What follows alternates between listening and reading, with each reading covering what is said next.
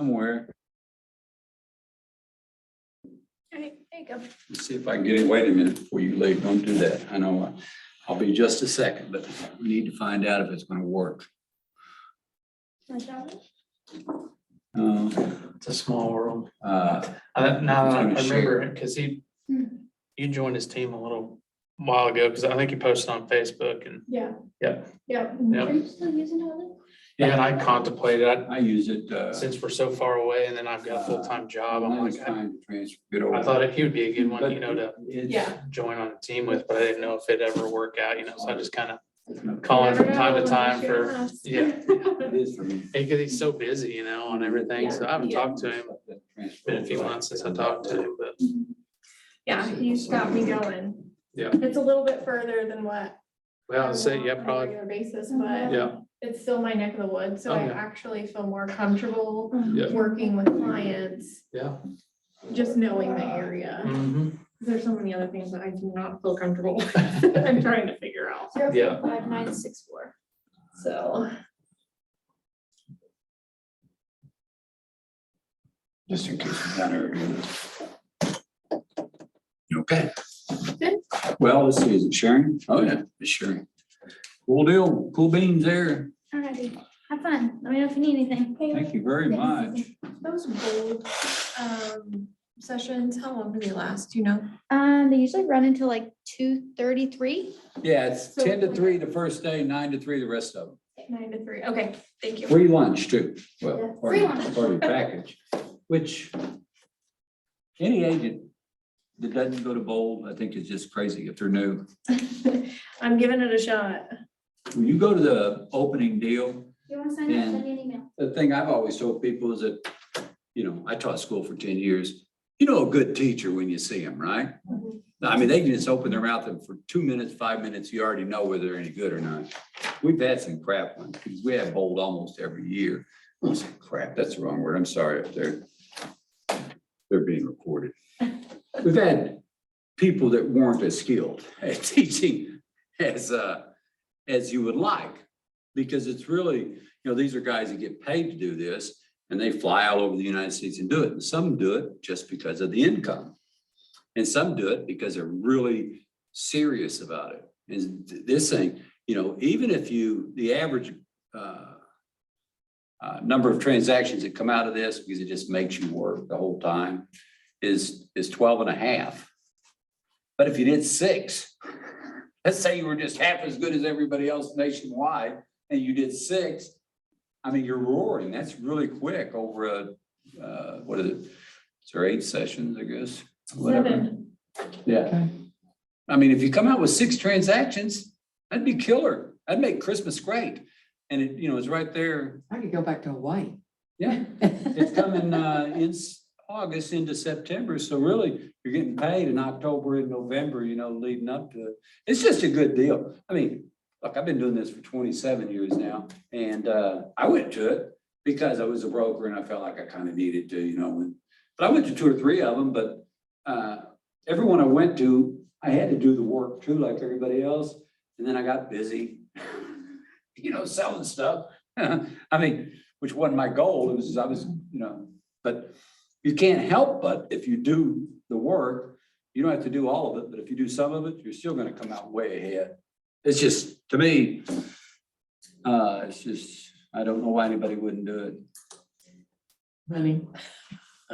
Well, but think about it. But you gotta have it just to do it. But Sign up I on the did, I financing signed plan. up for the first day and hopefully I'm gonna talk to somebody, but I want to left the papers at home. But they do financing too. But I have a lot that I want to sell in Arkansas and it's with a broker, is Missouri and Arkansas. Broker, but I've gotten some offers out of state to sell it, but I need some guidance on how to direct her to get it closed. I don't have money, Yeah, quick. I'd have if they're money out of quick. state offers, they're probably scams. I'd be real careful with that. I mean, unless they're going to the brokerage that's got it listed, No, I mean, and they're they're just sending sending me you a a letter. contract and, you Yeah. know, they're not going through the broker. But I've had like Uh-huh. 5 of them. Uh-huh. Okay, I've had a lot of those too. I had land give out them in what's up. Barstow, California that my in-laws gave my wife and I. And we get 2 or 3 letters a year. We want to buy your land, you blah, blah, blah for X, whatever it was. And we'd send it back and say, yeah, we're all do it, because all we were doing was paying taxes on it. And then finally, this guy calls me out of the blue last year and says, hey, I'm Shane with BNSF, Burlington Northern Railway. You want to buy that land you have out there in California? I'd never been there, but I'd seen pictures of it. It was a little triangular 1.5 acre piece right on the railroad.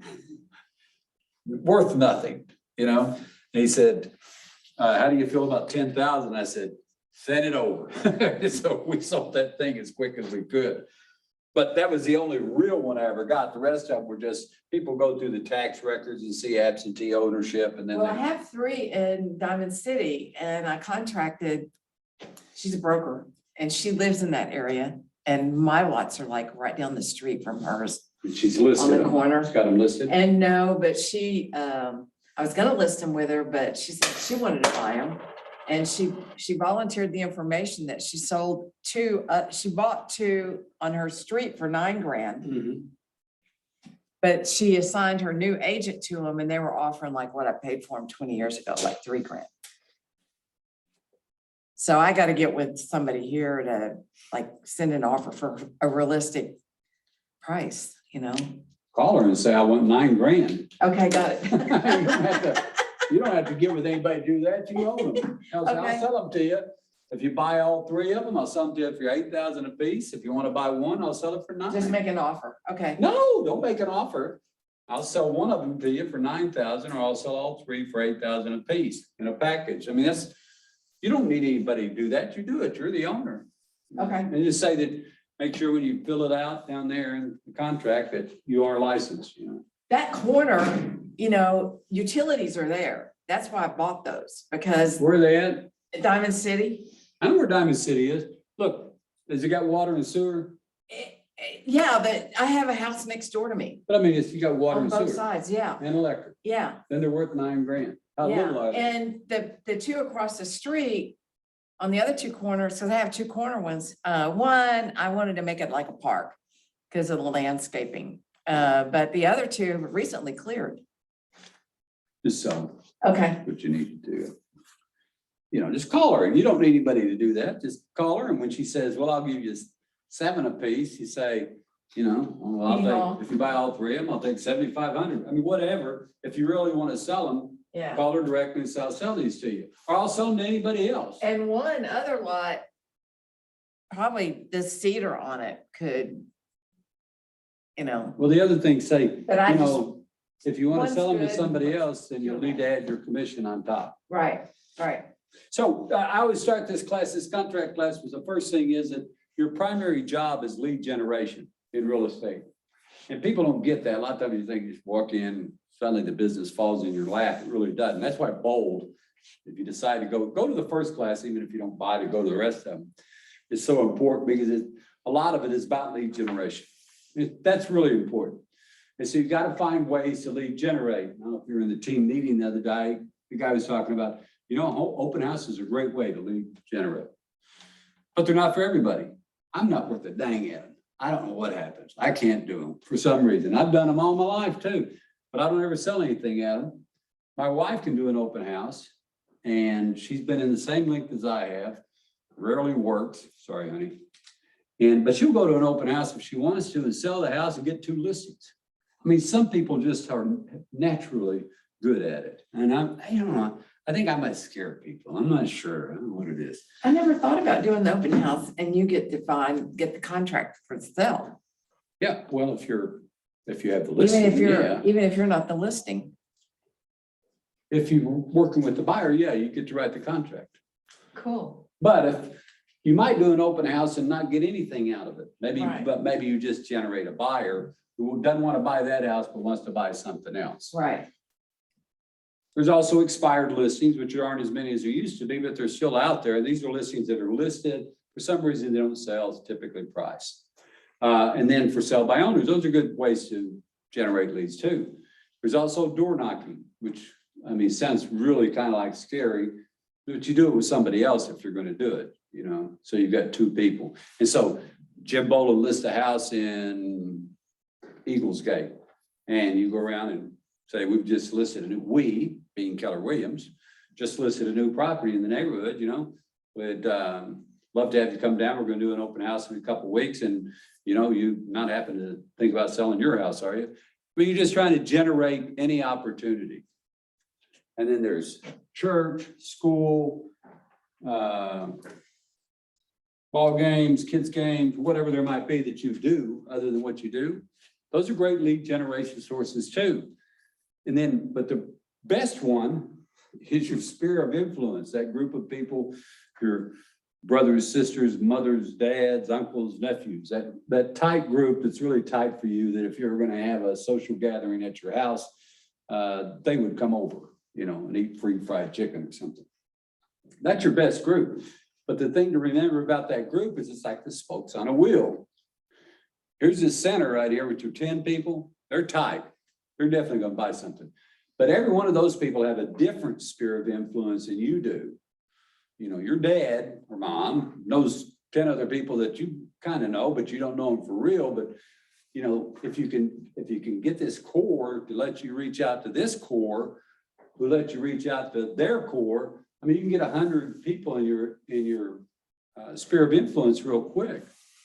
So try to do that. I mean, try to think about this business first as a lead generation source, business, and then the rest of it comes. This part, the contract part, easy peasy. I mean, there's nothing to it.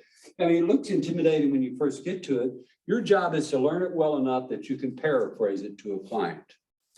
And I sit down with every one of my clients going through the contract, and I go through the whole contract.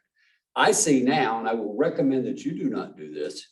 People just send the contract to people and say, you know, sign there on page 8, whether it's a listing contract or a purchase offer like this is. And that's a really dumb thing to do. And it's not very professional and you shouldn't get paid.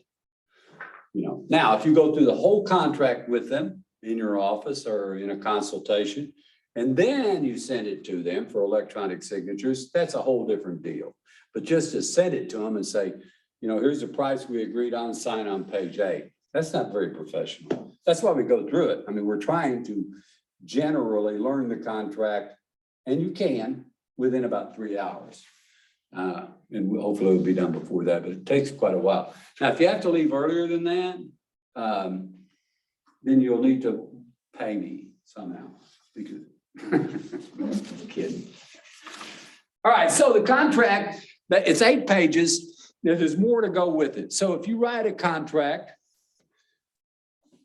there'll be a set of disclosures typically that go with it that are provided by the listing agent, unless you're the listing agent. There'll be an affiliated referral of business. You'd be like, what the hell is that? Well, it's required by the federal government. You just have to explain to your people that we have to disclose everybody that we have relationships with, like Legal Land and Title and anybody else, Bowman's Insurance Group and things like that.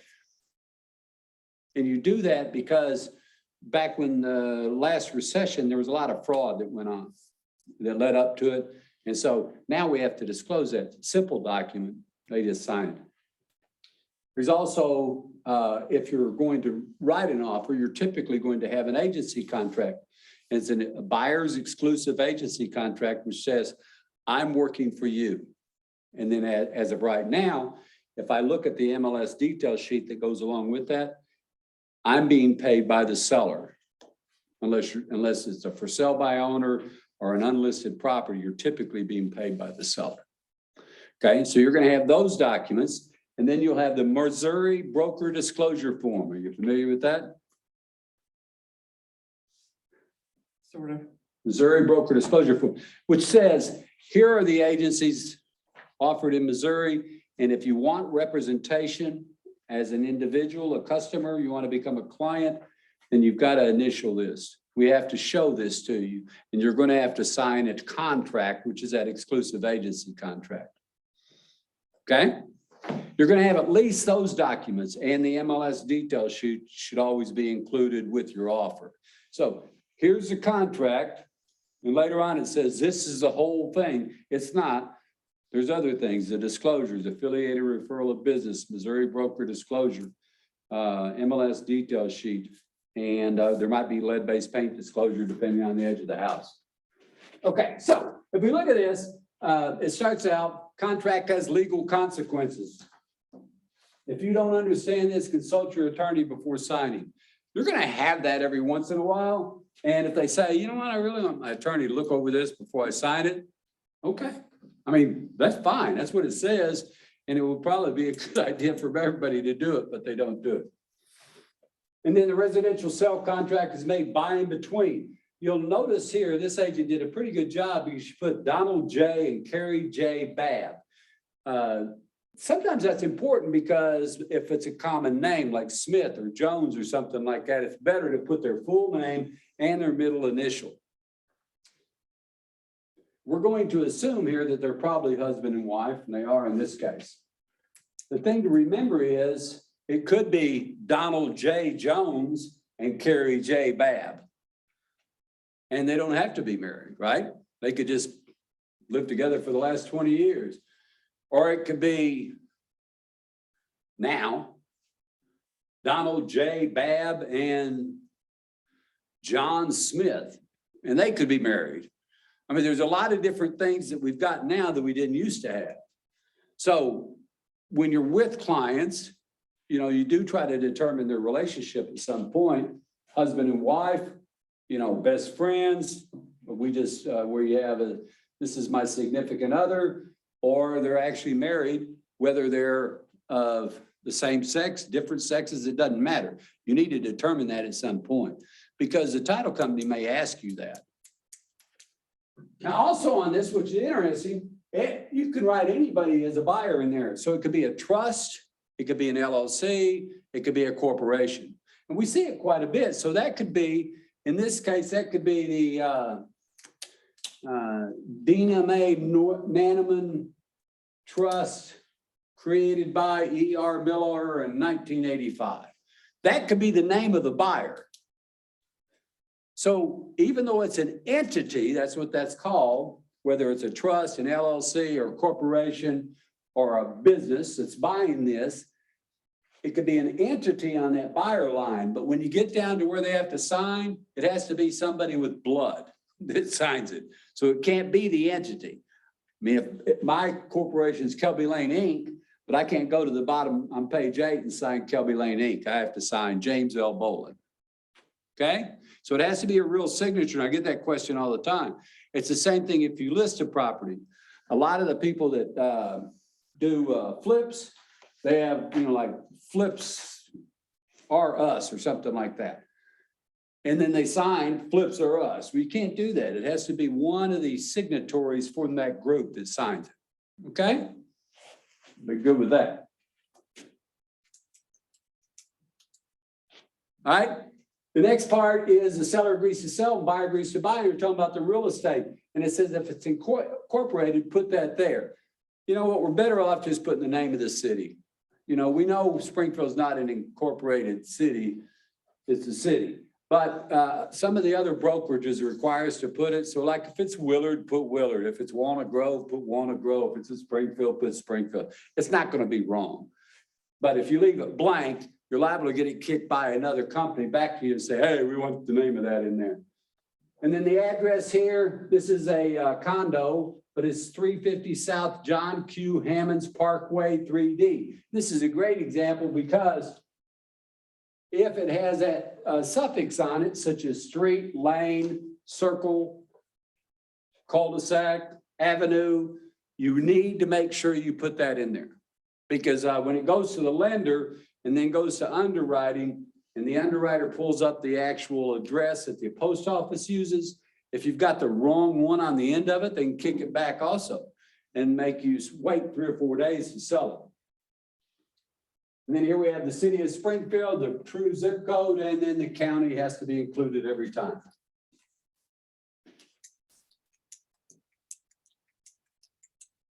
Good. The next, it says check the box if the legal descriptions to be included. And I mean, fortunately, we don't do that very often. Number one, we don't have it. But if you're selling a property that's been surveyed, then you want to include the legal description, so you will check that box. The key is if you check the box, you are including a legal description, and then that becomes a part of the contract, whether it's a survey or just a meets and bounds description, all parties should initial that. So if you check it, it has to be included. If you don't check it, the title company will do their work and find it. So in most cases, like if you're selling in a community where the property's been sold over and over, and again, Springfield, Willard, Nixa, Ozark Public, they don't need a legal description because they can see on the MLS where it is, they look up the name and they connect the two, the title company does.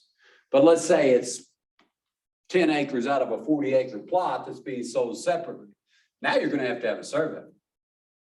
Okay, because that's the only way the legal description is correct. Cool there so far?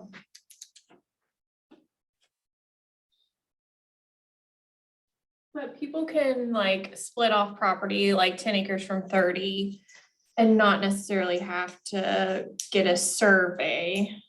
I'm thinking like out in the boonies, Get a survey. legally they should. They should. The problem is this. So I've got a 40-acre parcel and it's described in meets and bounds. You've seen those before, right? The northwest quarter of the southwest quarter of the whatever, of section 21 at a point of beginning here for 1,000 feet. And it goes on like that. How do you split that off?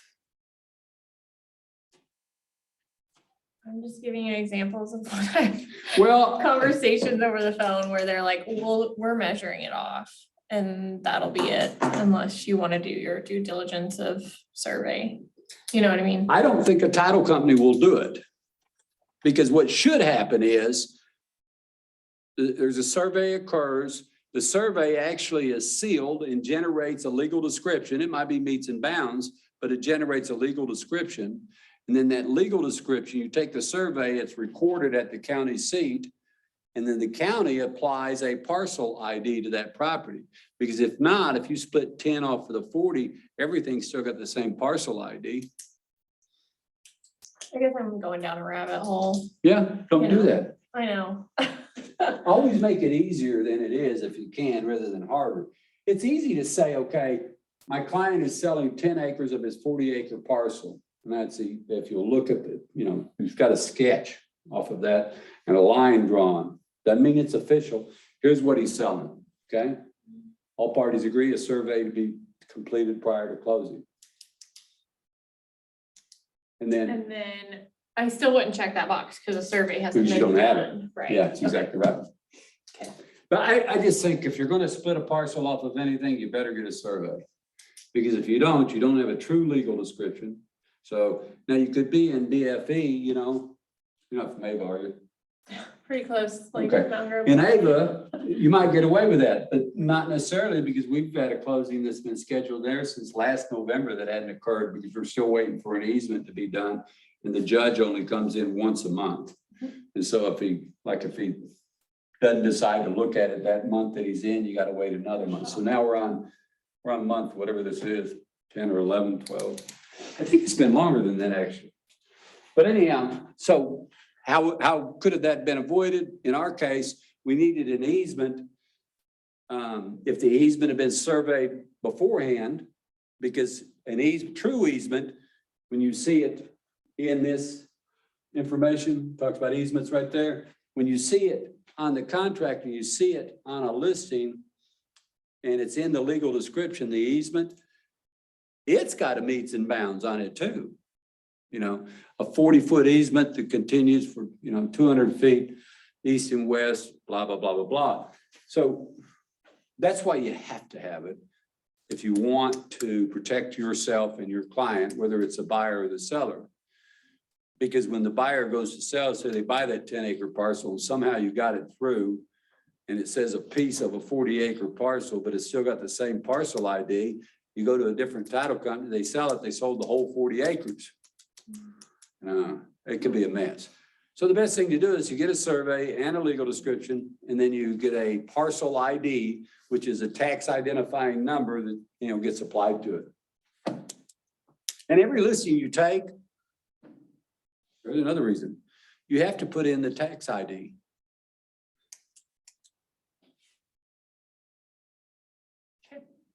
So, and I had this question this morning, actually, which is, I mean, it's interesting you bring it up. They're selling a 63 acres. They already sold the 5 acres. But the agent said, I called Greene County and they don't have the parcel ID applied to it yet. I said, just use the parcel ID that you've got to complete the paperwork in the MLS. Hopefully by the time you sell it, Greene County's got it recorded. They'll have to have it because it won't go through. All right, and here's where you'll get in trouble if you're representing a buyer client on these inclusion and exclusions.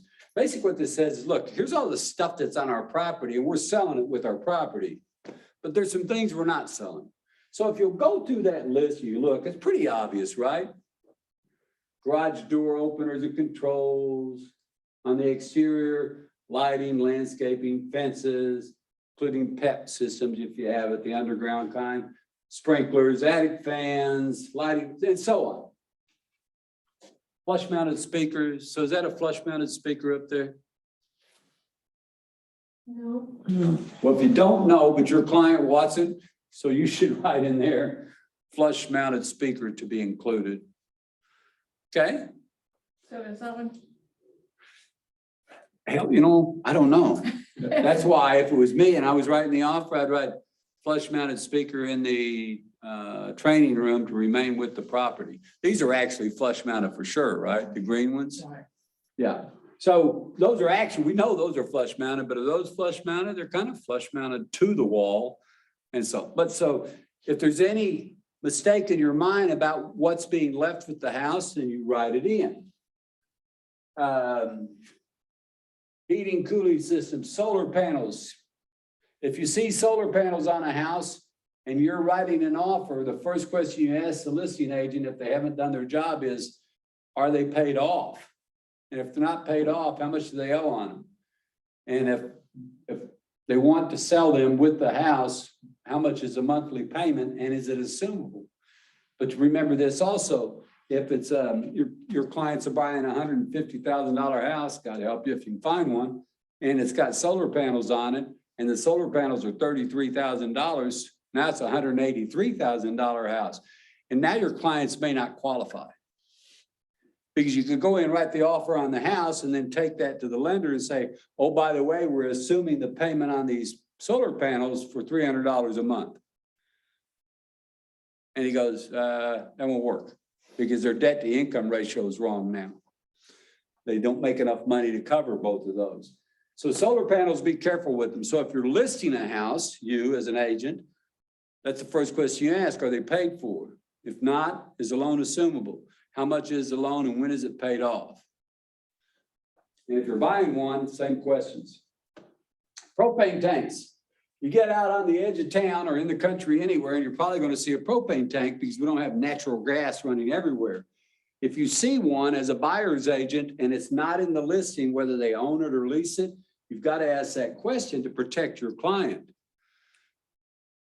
If they own it, they're supposed to leave it because it's actually a part of the heating system. Now, I've had sellers that want to take it with them because they bought it. And if you're unsure, just write it into the contract, but it should stay. If it's owned, it stays. If it's leased, you know, the reason being there, if you own the tank, you can buy the propane anywhere. And if you lease it, you got to buy it from whoever you lease it from. So they control the price. Hardwired security and alarm systems there on whatever line that is. We've got to think about these all the time now because of the Ring doorbells and all that. So the hardwired ones are supposed to say, but if your client says, I want the Ring system, then you have to include it in writing. Or the Simply Safe, which is a great little security system. You know, if they've got one in there, that's all wireless. But at the same time, if you want it, then you have to write it in. Dishwashers stay, garbage disposal stay. If a barbecue grill and fire pit's built in, it stays. But a big green egg sitting in a hole doesn't necessarily stay. If you want it, I think I'd write it in to be sure. Microwave ovens built in, you can tell the difference, right? They either stuck in a hole or they're actually built around. Drapery hardware, in a house, you go in, they got that beautiful purple curtains. And your client wants them, you have to write them in the contract. Because they don't have to leave the curtains, they gotta leave the drapes and the hardware. But they can take the curtains, they just have to leave the attachments up on the wall around the windows. And then bathroom mirrors have become nuts too, because HGTV started just sticking them behind the sink without plugging them, hanging them or all that. Now it says, if it's in the bathroom when you're walking through the house and seeing it, it stays. So the problem comes up with refrigerators. That's the big one. Because refrigerators aren't on that list. So if your client wants a refrigerator, then you need to write it in. And you should be specific, unfortunately. So you need to say, seller to include refrigerator, stainless steel if it is, in the kitchen. Because I've got one in my garage. And it doesn't look like the one in my kitchen. And I've got one upstairs in my house that doesn't look like the one in the kitchen. So you've got to write that in. And the best thing you can add at the end of that, especially with any government loan, is at no value. The reason being, even though it's a $4,000 refrigerator, the lenders don't like the loan on what they call personal property, which is stupid because they're, pardon my language, because they're loaning on a dishwasher, right?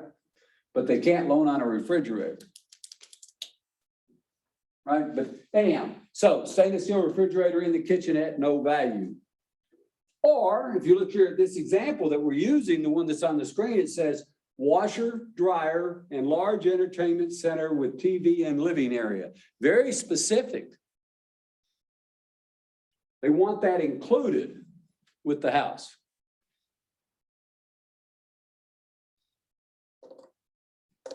Now, you're selling a house in town that's got a storage building. Do you want the storage building? You better write it in just in case, unless it's on a permanent foundation. Like a portable. Yeah, you know, sometimes they look like they're affixed and they're not. They're just sitting there on blocks. Hell, 4 days before the closing, you get there and somebody's slapped it on the back of a trailer and hauled it off. They could do that because it's not fixed to the property. The next question, do you want the play set or not? You know, because a lot of them are in yards and some people don't want them because they're falling down or they're nasty or they're just old. And some people really want them. So if you want them, you have to actually ask for them.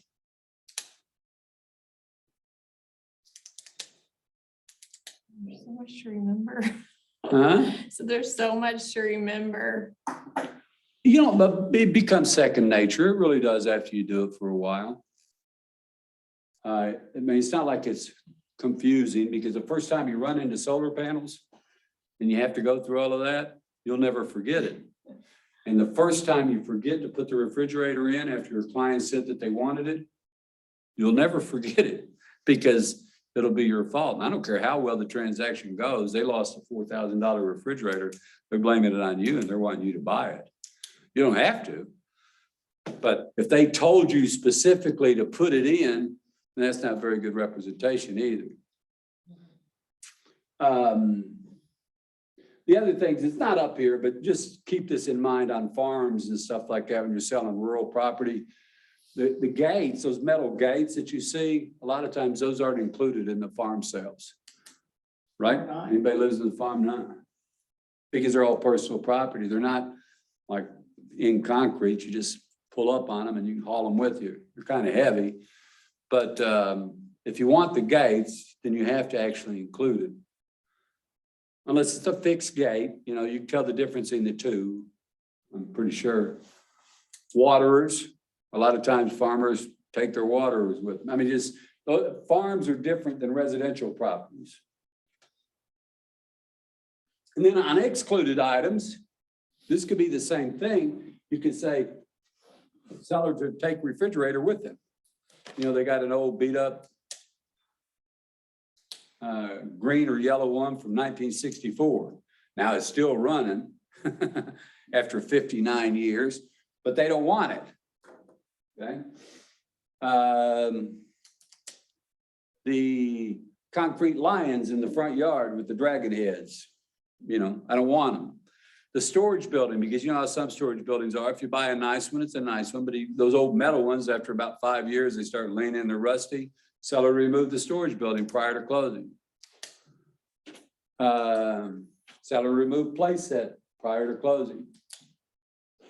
Seller to remove all trash and junk from the yard prior to closing, including the car on blocks.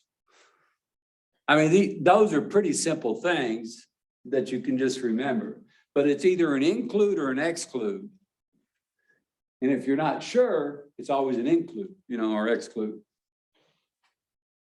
Your clients will tell you most of the time, but sometimes you have to point it out to them.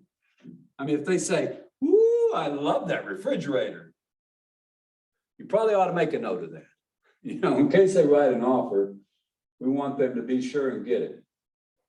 So this is closing actually on Friday, this property. So hopefully the buyer will do a walkthrough and they'll see that the washer and dryer and the large entertainment with the TV in the living area are still there. And that the drapes, not drapes, the shutters, blinds are still there in the house too. Okay. The next part is price. So you're showing property. In the last 2 years, we had this nutcase thing going on where you write an offer for 200,000 on a property that's listed at 200,000 and it'd sell for 230 or something stupid like that. It's the worst thing I've ever seen happen in real estate. It was just crazy because there'd be 10 offers or 20 offers on a property that'd sell within, 24 hours. We're back to normal, kind of. Now, great properties that are a little bit underpriced are still generating multiple offers sometimes and selling over their list price. But most properties now, you can go look at 3 or 4 properties, it's in the same price range and still have an opportunity to make a decision. So on this one, this was listed at 240 and they offered 230, closed pretty quick. It says October 20th, but we had a contingency for the sellers to find another, they're going to Elfindale to live because they're older. And so, but we could close anytime really. But when you're determining the price on a property for your buyer, you're not determining it. Actually, they are, aren't they? So you've got to keep that in mind but if you're doing Eagles Gate or Cardinal Crest, let's use that subdivision. These are all single family, single level homes, most of them. And so you do a quick CMA, I would, if your clients say, we're going to think about making an offer, we're going to go eat dinner and we'll call you later. You should do a CMA on the subdivision at least and see what their properties have sold for in there. And if they've sold for 212,000, 3-bedroom, 2-bath, 1,300 square feet, Cardinal Crest was all brick. They're all basically the same house built by Morlock Ross 25 years ago. But if they're selling for 212, then the chances of this house selling for 212 should be pretty good, right? Now, maybe it's got some other improvements. Maybe it's got, a brand new fence, new roof, great patio area or something like that. So the value might be higher. But what you don't want to do is sell them a house that's priced higher than it should be unless they're willing to pay it. And that's where the difference comes in. If your client says, if you say, look, I looked at this and I think really the property should be priced at 215, but it's priced at 230. And say, you know what? We've been looking for 3 months. We really want this house. We're willing to pay, closer to list price. Okay. So our team should be able to give us some guidance on the CMA, like the variances between the properties, like what a garage is worth or an extra bedroom or Well, if you're in a subject versus city. and if you're in a subdivision, it's probably going to be, if they're 2-car garages, they're 2-car garages. The older parts of the city, you'll get that mixed in. You can figure a garage space is 10,000. Okay. Now, don't take that to the bank on me. It just is. Okay. You buy a house that's 3-2 with a 1-car garage, it should be 10,000 less than the 3-2 with the 2-car garage. And a bedroom, I don't know how much bedrooms are worth. bathroom? I don't know how much bathrooms are worth. They're City worth more. versus septic, Huh? city versus septic. Well, I don't know that. Okay. Is there a class for CMAs? Yeah, Mike Brown teaches a really good class, and there's one coming up pretty soon, Okay. a CMA class.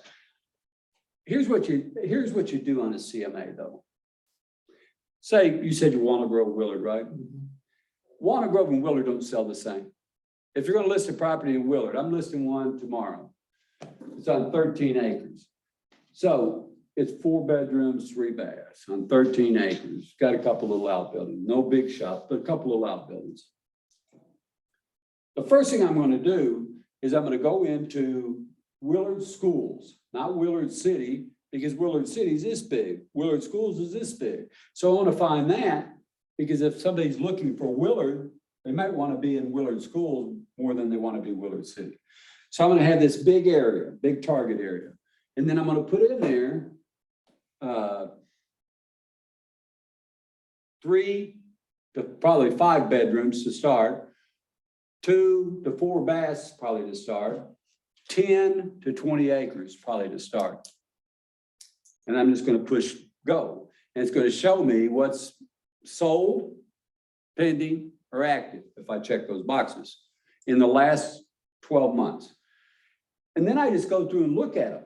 I mean, obviously, you're gonna have, the more work you do, the more experience you're gonna have, and you look at it. And hell, I mean, pardon my language again, sorry about that. The prices on some of that, 4 bedroom, 3 bath on 10 acres in Willard could be 600,000. Now, this house was built in 1989. It's older, it's a split level, you know. This is brick mostly, and it's got a great setting, but it's not worth 600,000. I'm not stupid. I sold it to him 10 years ago. I know what it looks like. So I know it's not worth 600,000, so I'm going to eliminate those pretty quick. Because I'm not going to do a CMA on their house, even though the square footage is close. And that was the other thing I forgot to add, the square footage. It's 3,218 square feet. So I'm not going to go and look at houses that have 5,000 square feet, okay? So I look at that and I start saying, okay, those 4 houses that were 500 to 700, they don't even, that's not even any comparison. And this house down here, wow, it sold for 250. What was wrong with it? All I got to do is look at a picture, and the first thing it says is selling as is, you know, and then you start looking at the picture, and it's like, this thing's falling down. It was built in 1985, but it was just, you know, it's vinyl siding, and it's just real cheap and falling apart. So I eliminate that one, and I've tried to find the ones that are closest comps. There's actually one house in there that is a really close comparable to this house, and it's at 450. But I'm thinking, you know what, no offense, I don't think this house is worth 450. The seller's 88 years old, and she doesn't want to have to do any work to it. So we're probably going to sell it as is. So what price should we list it at? If I get it right, Just take a guess. you said the other one was 450, 450, probably 400. okay? 425. 375. Yeah, that'd be better. 375, I could sell it tomorrow. Probably 425. Somewhere between 400 and 425 is where I'm going to try to list it. Now, I'm going to tell them, but this is the same thing I tell all my sellers. Where do you want to list? What do you think the value is? You've seen the CMA because I print it out and show it to them. I'm not just going to do it just for me. And I say, here's what's out there. And I bring the pictures of the properties too, and so they can look at them. And most of the time I try to send them ahead of time. So I sent the daughter the CMA last week so she could look it over before she got there. So she'll kind of know what I'm talking about. But that's the idea again is it's the same thing if you switch it around and say, okay, now you're on the buyer's side and you're looking at properties in Willard and you go look at 5 properties between 375 and 475. And then your client says, well, I want to buy this one. I want to buy Jim's listing there, you know, at 425. And you tell them, well, you know, I really think the value in your mind was 400. I really think the value is 400. They go, you know what? We're not going to get all these trees again. There's probably 100 trees in the front yard, you know. We're not going to get that and 2 shops. So we're willing to pay that. Yeah, but it's as is. But there's different levels to as is, right? You can do an inspection and walk away on one of them. So anyhow, so you've got to help your client decide though. In the past 2 years before you guys got into this full time, it didn't matter. You could write whatever, you might not get it. We had, the girl I worked with, she's a buyer's agent, kind of call her my partner, Lene. She wrote 13 offers with this one, couple and never got a house. I mean, just day after day after day after day after day. It just kept getting beaten out. And cash offers too, it just didn't matter. All right? Then we got to decide where to close. We've written an offer, and if you look, there's earnest money in this one. Earnest money is a crazy deal. Once it gets deposited, and it says here within 5 days, I think, or 7 days, once it gets deposited, it stays in escrow until either the transaction closes and then it gets applied to the purchase price, or if the contract falls apart for some reason, then they have to sign a mutual release signed by both parties to get it back. Okay? You don't care right now, but wait till a contract falls apart and your client's got $1,000 sitting there and the seller won't sign the mutual release. Then you have to tell them there's nothing I can do about it. We can reason with them and try to get what we've done. We had one yesterday, an agent was working on it, was falling apart, and we ended up splitting it with the seller and giving them $500 and taking our $500 back. Doesn't sound like the fairest thing, but got them out of the contract, which they really wanted out of bad because the seller had failed to disclose a lot of stuff they discovered during the inspection. Anyhow, earnest money can be a pain in the butt. Do you have to have earnest money to make this a valid contract? No, no, and no. You're correct. You don't have to have earnest money. The contract itself is considered good. And so that's fine. Phil had an interesting one last week that I feel like I'll probably remember just because the home was for sale. The buyer came in, it was contingency that they sell their property and they never sold their property. So the contingency, Guide. yes. And so seller wanted that earnest money. But it went back to the buyer We should. because the buyer never ended that contingency. It just, It how is long do they have with a contingency, or is that negotiable too? It's in the contingent, there's actually an addendum that goes with that, a contingency amendment or rider, they call it. And it says when that contingency ends. So the one I was just talking about where we had to split the money, they had a contingency on their sale of their house in Wichita. And it didn't go under contract. And the closing was scheduled for the 18th. And the buyers or the listing agent was fighting, trying to keep them in the contract and said, look, their house in Wichita is not under contract and it's not going to be under contract. And even if it is, if it goes under contract tomorrow, yesterday, it's not going to close by the 18th. And so the contingency would die of its own language because there's an end date in there and you have to put an end date. You can't say to be determined. So it's not necessarily gonna go back to the seller. It's not what? It's not gonna go to the seller if there's a contingency. Shouldn't, because if the buyer is legitimately trying to sell their house and they've got it on the market, now it could be overpriced, it could be all kinds of things, but at the same time, if it doesn't sell, then they shouldn't be held liable. And the contract says that earnest money will be returned to the buyer without penalty, but then it says, see paragraph 8. And what paragraph 8 says, you gotta have signatures to get it out of the escrow. And if you don't, it's gonna stay there. Unless a broker releases it, I'm not releasing it. Unless a title company releases it, they're not gonna release it. It'll stay there for 365 days. And if it doesn't, they don't make a decision by then, it gets sent to the state treasurer's office to unclaimed funds. And then after it gets there, it's there till H freezes over. And then if you want it out, the buyer and the seller say, you know what? Let's not fight anymore. Let's get together and get this back. They have to send a notarized letter saying we've reached an agreement as to the release of the earnest money. You send it to the state treasurer's office, notarized again. They send it back. Guess where it goes? Title company into the escrow account. Guess how you get it out? A mutual release signed by both parties. So, I used to believe in earnest money really hard. When I first got in, I've been in it so long that on a $230,000 purchase, somebody might have put down $23,000 as earnest money.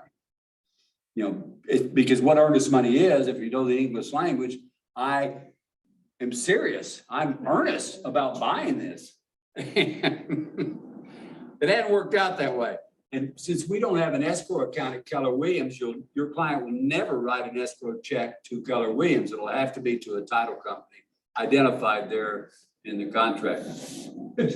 Thank God, because guess what? Your seller or your buyer would be calling me and saying, why aren't you releasing my earnest money? Now, when they call me and say, why aren't you releasing my earnest money? I said, look, I don't have it. It's Hogan or Wright County or Great American or whoever it might be. It's somebody else, but it's not me, buddy. You're gonna have to talk to them. But, I mean, it's awful. It can be awful. So we've identified the title company. Now get this. Now, if you're in, are you in Wright County? If you're in Wright County and it's in Wright County, it makes sense to close at Wright County Title. If you're in Springfield, oh, there's 50 of them. Hogan's a big one and Great American. Those are the big two. Meridian's a big one too. But you can close anywhere you want to, and your client may actually have a preference. So this is when you start talking about where do you want to close. But most of them go, I don't care. You know, where do you want to close? So if they don't care, then you get to kind of select and say, well, you know what? I mean, Hogan Land and Title here in Springfield's been in business for 70 years. How about we close there? You know, they've got a great reputation. Fine. Now, let's say you know the cost of these title companies. Hogan is actually cost less to close that than Great American. Don't ask me why. Their origination fee, whatever they call it, are different. So that's one of the reasons a lot of times somebody asks me to recommend one, I'll say, well, you know, I prefer Hogan versus Great American because it's going to cost the buyer less. I think it costs the seller less too. And I don't know about Legal Land Title, who is one of our vendors, or Great American, or not Great American, but Meridian. A lot of people like Meridian. They were the big thing last year, last 2 years. But I don't care. I just want the title company to do their job. And their first job is this, and it's going to be on the next page. Their first job is to do a title search. They've got to look at that title and say, 10 acres, where's the legal description? You know, where's the parcel ID? I mean, that you want them to do that. You also want them to identify easements if there are ones there. You know, their job is to find something that to make sure that the title is good and be able to give a title commitment is what their first job is. Okay. All right. So if you do have earnest money, get it deposited. And most people don't carry checkbooks anymore. So you have to stay on your buyers. And let's say they're out of state, which is common, Wright County. You know, you got to stay on them. You got to get the check there in a timely manner. If you don't, the contract can be terminated by the seller if it's not delivered in a timely manner. They can just say, you know, I'm terminating the contract. Okay. Number 4 on closing. Now we have to identify a closing date. So we're working with a buyer, and the buyer says, or you say to the buyer, okay, we got the price. We're going to close at with Angel at Hogan Land and Title. That's on Sunshine in Springfield. When do you want to close? And most buyers will say, as soon as possible. But part of your job also, if you're working with a buyer, is to ask their lender when they can close. And then you ask the buyer, after you've asked the lender, when can they close? And if they're in a lease situation, you know, it may affect that closing date. Or the lender may tell you, say, look, we're not going to be able to get them closed faster than 45 days because it's a USDA loan and they're backed up a little bit. Or we've had a little trouble with FHA or VA loans lately. It's going to take a little longer. But those are questions that you ask the lender. And then your buyer says, well, I'd like to close, you know, in this case, this is October 20th. And again, that's fine. It was written in July. The deal was, again, the seller had put a contingency in the listing that said it's contingent upon the sellers finding a place at Elfindale to live within 60 days. Well, we went under contract and they had found one. So then we had an amendment that says we're changing the closing date. But again, who determines when you're going to close? I mean, we'd all like to close fast, wouldn't we? As agents, that's when we get paid. Who determines it? Lender. Lender and buyer. The buyer, you know, has some say in this. If it's cash, you can close pretty quickly. But if it's going to have a loan on it, you're going to have to ask the lender too. It goes on to say on the same page that Possession and keys will be delivered at closing, and buyers and our brokers are not responsible for delivery of keys. We all do it. You know, we hand them over the keys. But it's not a bad idea to change the locks. It's really not. And you don't have to change the whole door locks out. You can call 417 Rekey and they'll just make new keys, you know, that don't, they'll change the tumblers in there. Right. And that's a lot cheaper. And then on 42, it starts talking about the 3 types of possession. Possession by buyer prior to closing, possession by seller after closing, and limited purpose entry by buyer prior to closing. I don't like buyer prior to closing. I think it's a bad idea. It's like buying a used car and you go in there and you don't like how the toilet flushes or something, you know, so now you get mad. Or you start finding that, you know how it is with anything. You buy it, if it's used or something, there's an issue somewhere in there. I don't like the seller being there after closing. If I give you $100,000 for a house, I want to move into my house, or I want possession of it and I want you out. I mean, it's mine now. I'm paying taxes or interest or whatever. But the limited purpose entry by buyer prior to closing, I like that one. I like it especially on rural properties. Because if I'm selling a little 10-acre farm of 15 or 20 or whatever it might be, and I'm buying a bigger one, I still got to move my cows, horses, pigs, chickens, ducks. I've also got to move my trailers and my tractor and all this stuff over. You can't do it in one day. So I've always, on farm properties, I always ask for limited purpose entry by buyer prior to closing. We moved 30 head of cattle from Monette to Miller, you know, a week before, and the guy had, you know, he had his fences and sections, and we put the cattle out there.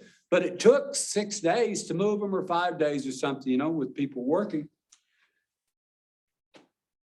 But also, we're asking people in Springfield to move from that side of town to that side of town and move all their household goods in one day. So if the other house is vacant, I almost always ask for limited possession prior, limited purpose entry by buyer prior to closing, and ask them if we can just have garage space on a vacant house, and even a house that's occupied if they'll let us. And then the buyer can move over all their small stuff, right? They can't have access to the house, they can't move any furniture, but they can move all their small stuff, all the boxes of their dolls and knickknacks and dishes and all that, move them over, stack them in the garage, and then on the day of closing, the big truck shows up, they go in and unload the house in a few hours, and then they load it back in the new house. But you're way ahead of the game. So I really like that one. You don't have to like it just because I do, but you should.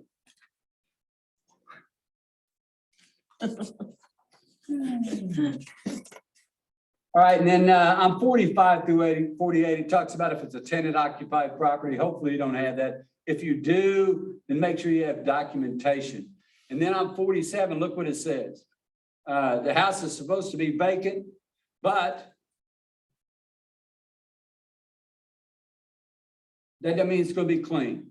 It should just be free of any debris or personal property. You're going to run into houses where they've got crap still left in there. And you're going to do exactly what Phil does and I do. We're probably going to get a broom out of the back of our truck, and we're going to probably sweep it out and throw it into a trash bin or something. We're going to do what we can do because it's not fair to our clients. Now, if you can't do that, or if it's especially dirty and there is personal property, clothing, shoes, bags of stuff or whatever, picture, send it to the listing agent. Call the listing agent and say, we got a problem. You know, you need to get this stuff out of here. We need to get it out of there today because we're closing tomorrow. If not, then we need compensation for cleaning the house. Now, it doesn't say any of that in there because all it says is that the home should be free of debris or personal property not included. But that's how you treat it. Yeah, I mean, you just immediately, the beauty of technology now is, here, don't lie to me and say, you know, that it is clean. It's not clean. Here's, you know, 14 pairs of shoes. There's still clothes in the closet. There's food in the sink. You know, this is not clear of debris or personal property. And then again, get it clean, Mr. or Mrs. Listing Agent, or give us compensation. How much compensation? That's up to you. Neil, we're on page 2. It took an hour. I know, we'll get to it. After you get to page 4, it goes really fast because there's nothing in there but legal diddly boop. But I never write a contract myself that doesn't have the appraisal contingency in it. You'll see on this one they did. The first thing you see though, on line 51 on page 2, the contract's not contingent upon the sale and or closing of any other existing property. So in other words, I don't have to sell anything. I may be getting a loan, but I don't have to sell another property. Second box, this contract is contingent upon the sale and or closing of an existing property. Okay, if you check the second box, you've got to include a rider. One rider says, my house is on the market and under contract and scheduled to close. That's one of the riders. The other one says, my house may or may not be on the market, but it's not under contract and I've got to sell it before I close. Because some people do that. They'll say, I'm going to write a contract and then I'll put the house on the market. Not a smart idea. Anyhow, if you have that again, you've got to include the rider.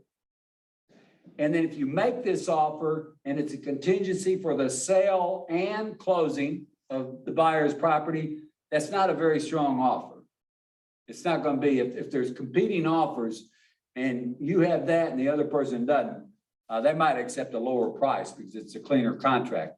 Now, however, I will argue, and you should argue as a buyer's agent, if you're representing your client, our house is under contract, we're already through inspections, let's say. That's a strong offer. That's just like a financing offer. All you're doing is waiting for the money. So that's one you could argue about. If somebody says, well, they don't want to take a contingency. So what's the difference between that and financing? It's the same thing. So don't let any agent bust your chops about that. Then the next one is the appraisal contingency. And again, I always check this box, even if I'm buying an investment property for myself or representing a client doing that. On line 55.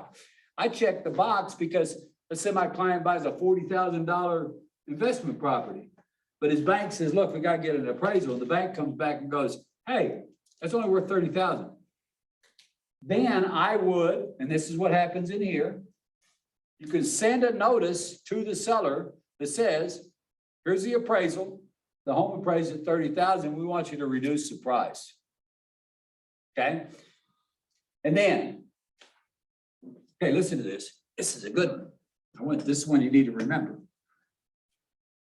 There's 4 options if the house comes in under appraisal. 1, the seller reduces the price to the appraised value. So if it's 230 and it comes in at 200, they've got to reduce it to 200 if they want to keep it under contract. That's one option. 2, the seller and buyer split it somewhere. They could go 50-50, say, okay, look, I really want it, so I'm willing to pay $215, but I don't want to pay $230. And the seller goes, I'll come down to $215. And then this buyer just comes out with more money. Okay.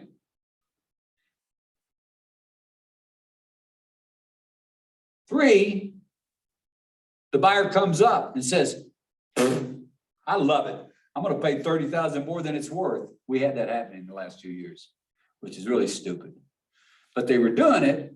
So if they say that, then they're just waiving that and saying, look, you know what? The appraisal came in at 200, but we're going to pay 230. And then number 4, the buyer can terminate the contract without penalty and should get their earnest money back if there is any. Doesn't mean they will. But they could do that legally. If the seller goes, you know what, I'm 230 is where I'm at, and it comes in at 200, and the buyer goes, look, if you'll take it down to whatever, I'll buy it. And the seller goes, no, then the buyer goes, okay, I'm out of here. Legally. I mean, it's a legal remedy for an appraisal that comes under, because if they're getting any kind of loan, the bank wants that value there. Even if they're putting in, let's say they're putting down $50,000, doesn't matter. If the bank says, we want the value here, then the buyer gets to decide whether they move forward or not. So it comes under appraisal. You and your buyer discuss it. You send a written notice, and there's a form in there. Missouri Realtors has a form for everything. You send a written notice, okay? And then that way it's in writing. Here's what we want you to do. And then they respond, and they only have 5 days to respond, so it doesn't keep you out of the market very long. And one of those 4 things happen. So even if you don't remember the 4 things, you kind of got a general idea, right? Right. Okay, got kids, it's kind of like negotiating with kids. All right. Now on 71, starting with financing. Number 1, you can see this one. This is a good one. It's not contingent upon financing.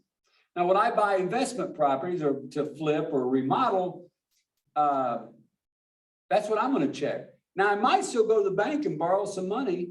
Let's say it's 100,000, I might borrow 50, so I don't use all my cash. And I use the cash and then do the remodel. Or maybe loan rates are 2.78, and it's stupid for me not to borrow the money versus take it out of an investment that's making more money than that. Either way, it doesn't matter. Financing becomes a non-issue. They can't come back later and say, I didn't get financing. 74, non-conventional. This means that you're going to have to attach a government loan rider. And that's the government loan rider used to have all kinds of different riders. Now it's got one. It's got a government loan rider. FHA, VA, USDA, HUD, some other government program in Wright County or Willard specifically has one. It would be a government loan because it's government backed. So you'd have to include the rider for it to be a valid offer. In other words, could the seller say, hey, you check the box for non-conventional, which means it's a government loan. My client's not going to accept it because you didn't include the government rider. Could they do that? Yes, because they don't know what type of loan it is or what the terms and conditions are. And then number 3 is a conventional loan, and that's typically 95% loan or less. So all the government loans have some things tied to them that you may not want to deal with, but a conventional loan, maybe it's a little less money on the front side or something. 95% or less. Now here's the deal. In this box right here, and on the box up there on line 63, you're not going to get an appraisal on a 45-day loan in 25 days. So on line 63, I want you to just right here, right now, write in 45. We're saying this is a 45-day closing. So on 63, just write 45 in there. Really what it should be is a term of the contract. And the reason being is you don't get that appraisal till the last week. The banks, they wait till everything else is done before they send the appraiser out and you get a copy of the appraisal. But if the appraisal came in after the 25 days that they've got there, you're out. You can't argue about it no matter if it's $50,000 difference. So you need to put it out there long enough to cover your buyer, to protect them. Then if you go down to line 80, the loan contingency deadline, it says 25 there also. Well, it's the same thing. You know when a lender tells you that your buyer can't buy? The last week of the closing. I mean, right before you're going to closing, something came up. They bought a truck. It turns out their income is not what they stated, whatever it might be. If you don't have that box checked, or if you don't put in 45 days, the full term, then after 25, the buyer is obligated to buy. And if you look down at 95, line 95, if the loan contingency deadline passes without termination, buyer remains obligated under this contract and must have available all funds required to close. That would be bad, wouldn't it? Especially think of this as FHA buyer. They've only got 3.5% anyway. And now they're saying you got to bring all the funds that you've got to close on this house. So protect your buyers in both places. Protect them on the appraisal and protect them on the loan contingency deadline. Now, if it's a 45-day closing, maybe you want to put 40 in there. I don't care what you put, but if you leave 25, you're leaving your buyers open for a problem. And you don't want to do that. And we had a ton of houses during that nonsense the last 2 years that didn't appraise. And the buyers are stupid enough, most of them, to just go ahead and buy it. I wouldn't, if it doesn't appraise, I'm not going to give them whatever they think it's worth. That's just me, you see. That's me being a client versus me being an agent. On line 87, if it's an FHA loan, you know the loan is 96.5, right? Because an FHA loan, the buyer puts down 3.5%. If it's a USDA loan, it's 100%. If it's a VA loan, it could be 100, but it could be 90. It depends on what the buyer wants to put down. So you need to put something in that blank. So you ask your client, what kind of a loan are you getting? Oh, I don't know.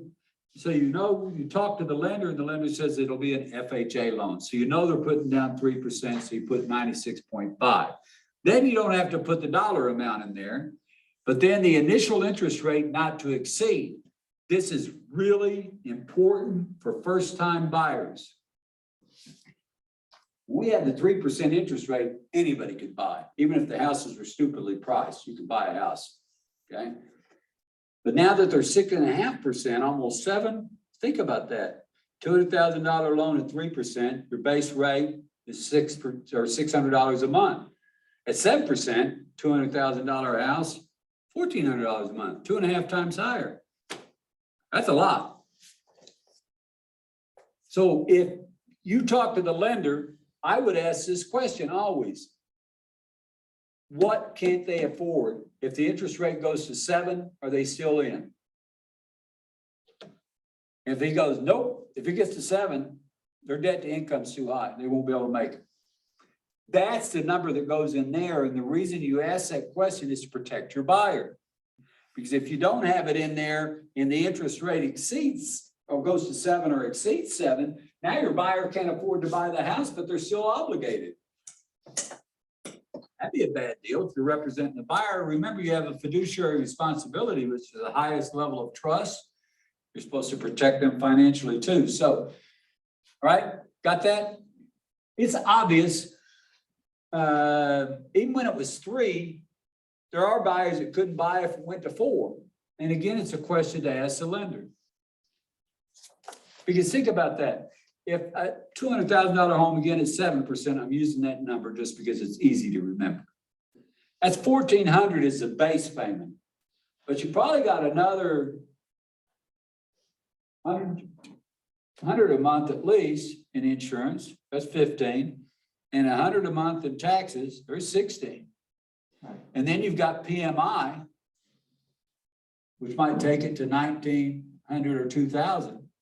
And the buyer's expecting, he looks at it and goes, 200 times 14. I'm only going to be paying, I'm going to be paying 1,400 a month. I can afford that. But he doesn't know about all this other stuff because most buyers don't, don't think about taxes and insurance and all that every lender is going to tack on there. They would prefer that it be paid in the payment. So protect your client. And then rate type, 99%, 95 plus, probably 99, are going to be fixed. And the amortization term is going to be 30 years. So you don't have to fill in every blank. But the one thing you don't want to do, and my girl that I work with likes to put in there TBD. What the hell does that mean? Don't do that, okay? I don't care who tells you to do that. Don't put to be determined. You have a conversation with the lender and the buyer, and you put something in those blanks. All right, title and survey. We talked about this a little bit. Here's the deal. Again, the title company, as soon as you write an offer as a buyer's agent and it gets through, and you know who the title company is, I'm sending them the contract, any document that applies. I'm not sending them all the agency and all that stuff, but I'm sending them the contract, and I'm finding out who the closer is, and I'm writing that into my file so that I know who I'm dealing with from then on. And then I'd like to get that title work done within 10 days. Now, it could take longer, but I'm hoping that they get on it and we get done in 10 days. Okay? And what the title work's going to say is, we got good title and we're going to close. Now, it's typically a 3 to 4 page document, and it says, we're selling this property that belongs to you, and we're after you pay off this note of this amount, and we're going to sell it to this person. You should look at that to make sure that's correct. You may not know what the other person owes on it. Where you get into issues are the exceptions, and that's part B of the title work. And typically a good title company, I don't care where it's at, will tell you, hey, we got a problem. The seller owns federal taxes. He owns 50,000 in federal taxes. The seller owns, one of the sellers, Mr. or Mrs. owns child support. That, they check for that now. The seller owns state taxes. There's an easement running through the house. You know, those kind of things. That's what you want the title company to say to you. And so if you've got a good relationship with Wright County Title, they typically will go, hey, we got an issue. If you don't have a good relationship with the title company, then you may have to read the damn thing. And that's not your job. You're not an attorney, but you probably ought to look at it. Or you ought to at least ask the question of the title person representing it. Did you see any problems with the title? It'll also show discrepancies. So you're selling a 10-acre parcel and they'll say, you know what? It's 6 acres. There's a boundary dispute that's been filed. There's a lien against the property. All of that comes up in the title work, you hope. Okay, so we send it off to the title company. We got 4 choices of what we should do. Really, the fairest and best is line 104, which says the seller shall deliver to buyer a title commitment at seller's cost. So the seller pays for the title company to do a search, typically about $200. And then the buyer pays if they're getting a loan, especially for buyer's insurance on the title policy to ensure that the title company covers them during their ownership. The seller's part is pretty cheap. The buyer's part is pretty high depending on the price of the property. This is the most fair choice is C. A is not fair in any way because the seller's paying for everything. B is closer to fair because they're splitting it, but still the seller's paying more. And then D, the buyer's paying for everything. Well, if you're doing an FHA loan, the buyer doesn't have enough cash extra to be paying any other stuff. So that doesn't work good either. So I would say C is your best choice. Is that what Phil touching? Yes, I've got it. I'm looking at yours that you gave me and I'm filling in blanks and then me and Phil's gone through and highlighted, so it's been kind of interesting to Okay. compare. Yeah, Phil asked me a lot of questions. So it should be pretty close. And then the title commitment obviously should be completed by same place that you're closing. You don't want to close at one place and get a title commitment from somewhere else. Now, if you look at line 107, it says, hey, if the buyer wants to, they can get a survey on this property. And the survey is for this reason. They're trying to determine, is it 10 acres or 50 acres or whatever they're buying? But also, are there any defects, encroachments, overlaps, boundary line or acre discrepancies, or any other matter that might be a problem? Maybe they got hazardous materials or they got sinkholes on the property. But you're not going to get that done in, you know, that right there, I'd put on 112, 45 days. Because I doubt if you're going to get a survey done in 45 days. You might now because things have slowed down a little bit. But I put 45 in there also. I mean, I would use the term of the contract on all of that because as soon as you get the survey back and there is a problem, let's say there's sinkholes all over the place and they weren't disclosed and that bothers you for whatever reason. You go back to the seller and say, look, the sinkholes on it, you didn't disclose them, I want out of the contract. You can do that if there's defects that show up in the survey or the title. And if the seller can't fix them, now they can't fix sinkholes, right? But they could fix boundary dispute. They could reduce the price if it's 37 acres and you thought you were buying 40. If they don't agree to do that, then you can terminate the contract without penalty. And now the seller has to pay for the survey. That's what it says. So if you leave it blank, it's 20 days. Yeah, that's not But if enough. you go ahead and put in 45 days, that gives your buyer plenty of time for Yeah. seller to resolve. And you can argue what that says is that after you receive the title commitment, but you could get the title commitment in 10 days, but you're probably not going to get a survey in 10. So that's why I say stick on down there at 45 and just cover yourself, protect yourself as much as you can. These surveyors are, number one, they do a totally different work than what we're used to, and they're not quick. They're just starting to, you know, even if they go to survey today, you may not get the survey for a week completed. So, all right. And you don't want to change any of the other dates because it says, look, you send that to him and then he's got 7 days to respond and decide what to do. That's on page 3 now, right? He's got 7 days to respond. You don't want it any shorter than that. And then if seller fails to timely respond to buyer's objections, the seller shall be deemed to have refused to agree to correct any of them, and then the contract's terminated automatically.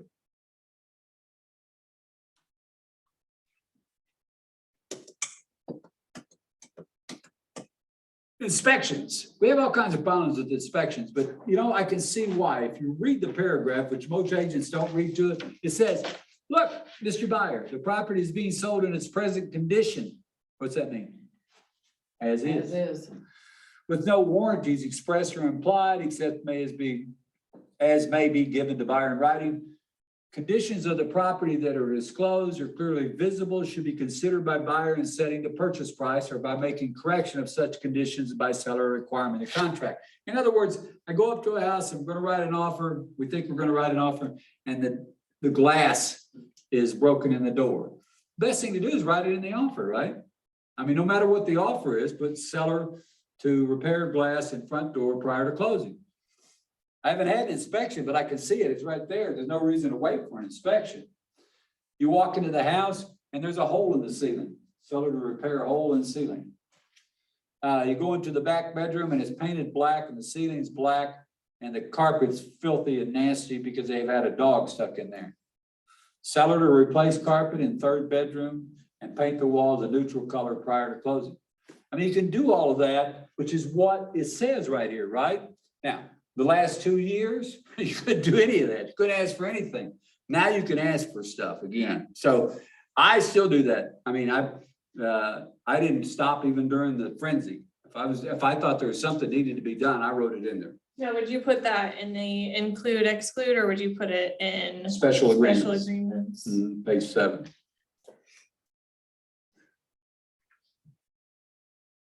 Okay. The other thing is paragraph says 7A, it says the buyer can do their own appraisal, which is kind of dumb, right? And the buyer can do their own inspections. And you're gonna find this every once in a while where there's a good old boy or somebody who's been a contractor, he wants to do his own inspection. Perfectly fine, he can do it.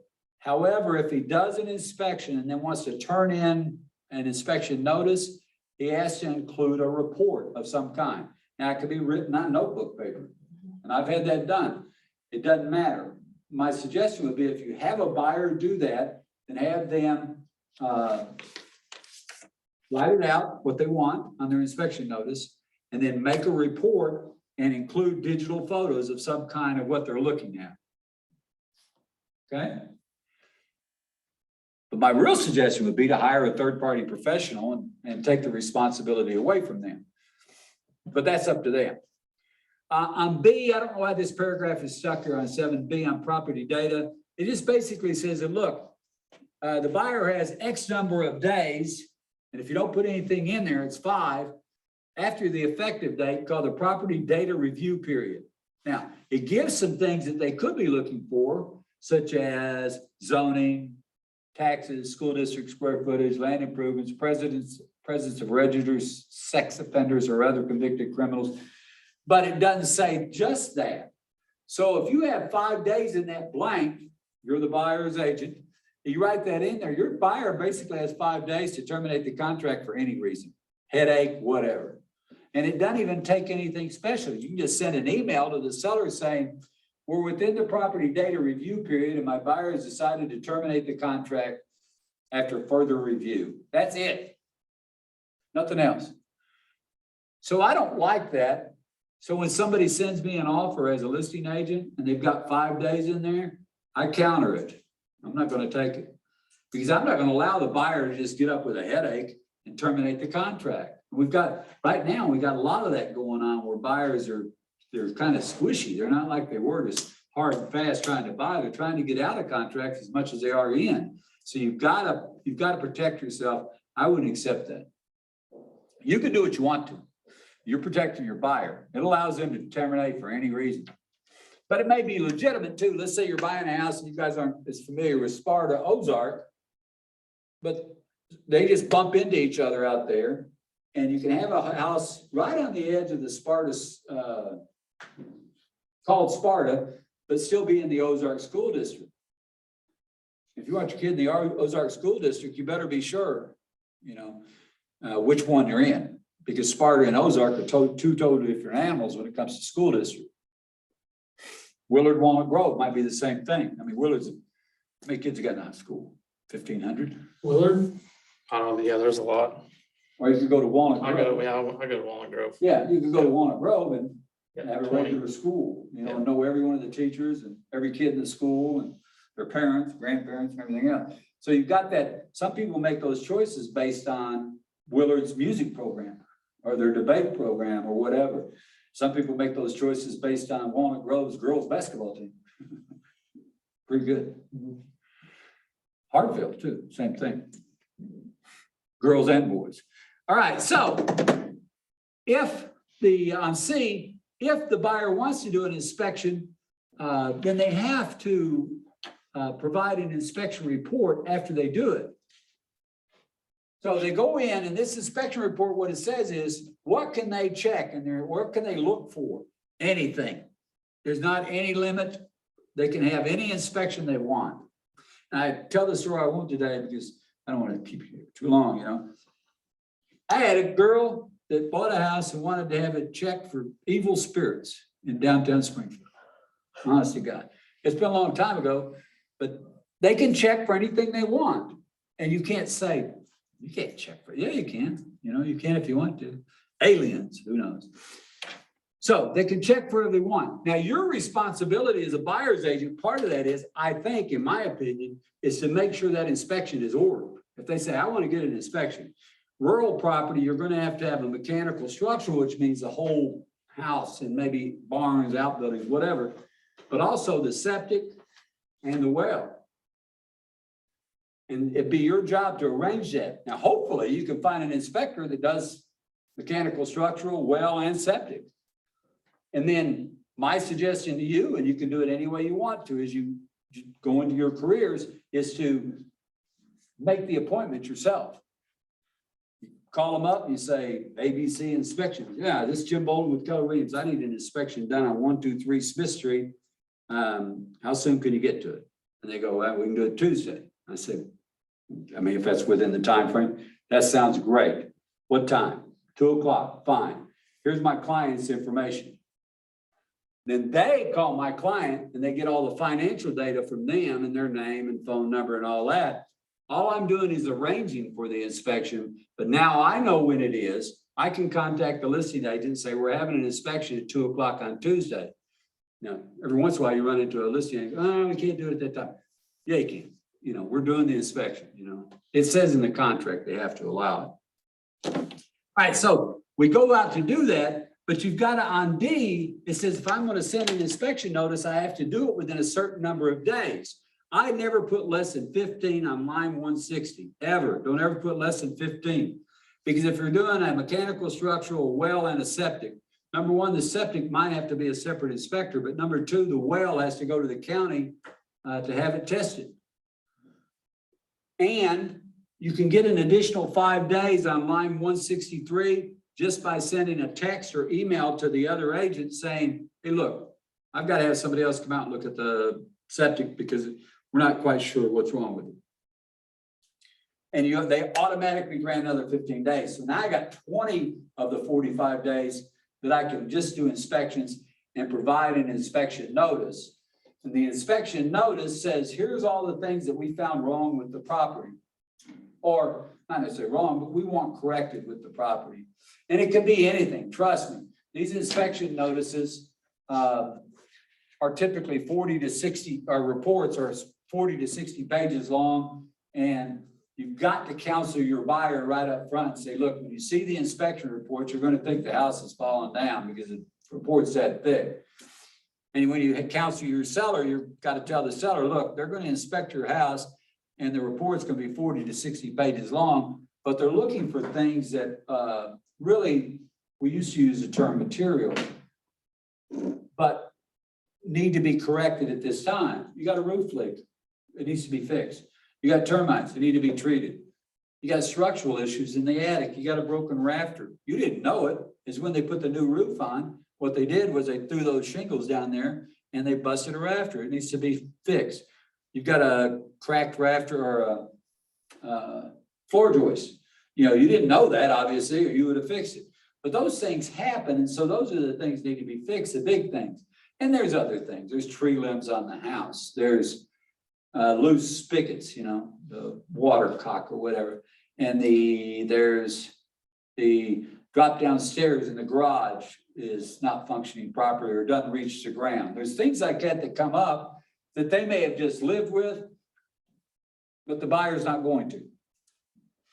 So you as a buyer's agent, once the inspection report comes, here's what I want you to do. This is my suggestion. You don't have to do it. Send the inspection report to the listing agent immediately. Your buyer's already got it.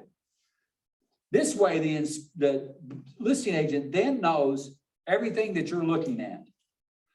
Then you contact your buyer and say, hey, you know, you get a chance, review that, look it over, and then you and I will sit down together, or we'll get on a phone, conference call, or something, and let's determine what you want to ask for to be repaired, or maybe you don't ask for anything.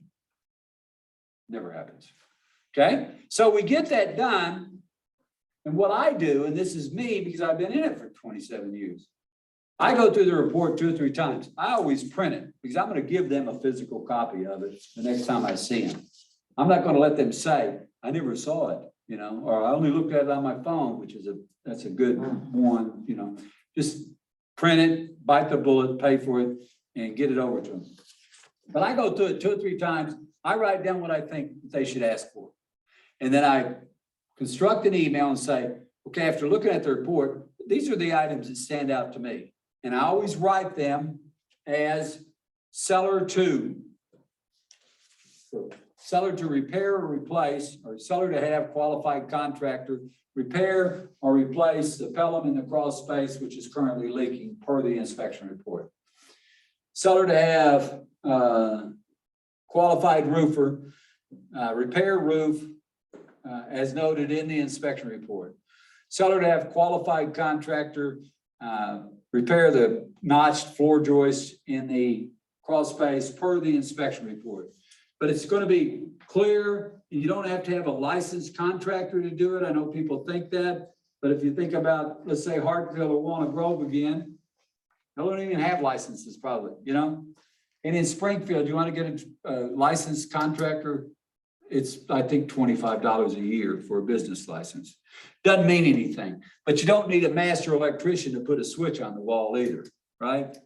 And you don't need a master carpenter. You really need a good qualified contractor to repair a floor joist, because all you're going to do is sister it, right?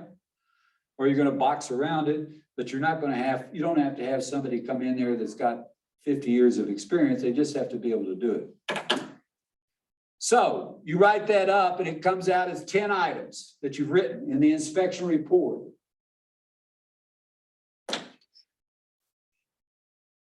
Let me show you. Would that be better? And you said, of course it would, Jim. There's the inspection notice.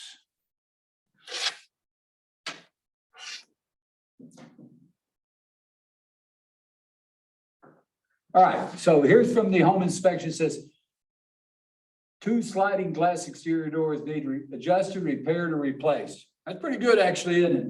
Because it could just be needs greased. It could be something's off center, whatever. But it's saying, if you can't fix them, then you got to repair them. If you can't repair them, then you got to replace them. GFCI devices needed in the kitchen. Every inspection is going to include this if you don't have them. Master bedroom shower diverter is not sealed properly. Means it's dripping, right? That's what it means. Several interior doors need lined up with the latches. A lot of people don't ever shut their bedroom doors. These people are 80, or they're both 80. They probably don't even shut their bedroom doors. Office door is binding. You know what that means, right? It's rubbing. Okay. Sagging noted in base of cabinet under kitchen sink. Repair to enhance functional. What the hell does that mean? Microwave oven, the upper section's broken. Buyer asked for $1,000 credit to fix these 6 items from the home inspection. But fix them or, Or give them $1,000. Yeah. Credit, basically. Now, you don't see that every time, but you can do that. He's just, what the agent, it's a girl, woman said, here's the items that we want fixed. You can fix them yourself if you want to, or we'll take $1,000 credit. Now, again, my sellers are both 80. They live in a condo, One Parkway Place, you know where that is? You know where the Darth Vader building is in downtown Springfield, the big black building? Right across catty corner from that is this One Parkway Place, which has 14 floors of condos in it. To get in there, you gotta go past security. They don't have a freight elevator. They got 2 little just elevators. So a contractor is gonna have to haul his stuff up every time. So here, they're gonna need according to them, because I'm sure they're gonna think they need a glass person, door person to come in and fix the doors. They think they're gonna need an electrician for the GFCI, a plumber for the bathroom. They're gonna have to buy a new microwave. So what's easier for them? $1,000 credit. Yeah. And it might be easier for most people just do that. Like we're working on one right now where we've got a buyer that's just a different guy when it comes to thinking things. And so we sent over an inspection notice and they agreed to all the big ticket items, but there's a couple items they didn't agree to. So he had us write and ask them if they would pay, give him money for the rest of the items. that's the listing agent? For the seller. Yeah, ask the seller. We're representing him. He's the buyer. Young, single guy. Great big guy, 6'5", 300 pounds, but not fat, just big solid guy, you know. But he's just been challenging. And so that's the first thing he did when they responded like that. They're gonna repair or replace the HVAC system if it needs it. But he's got 2 or 3 other items. One of them is a hose bib that needs to be attached. And tree limbs off the house. And he actually works for a company that trims tree limbs all over the city. But he wants them to do it. So anyhow, we're trying to get it done. But that's what it looks like when you send it. I know some of you guys have already seen these, but I'm still going to real quick. I will, let's see here. Yeah.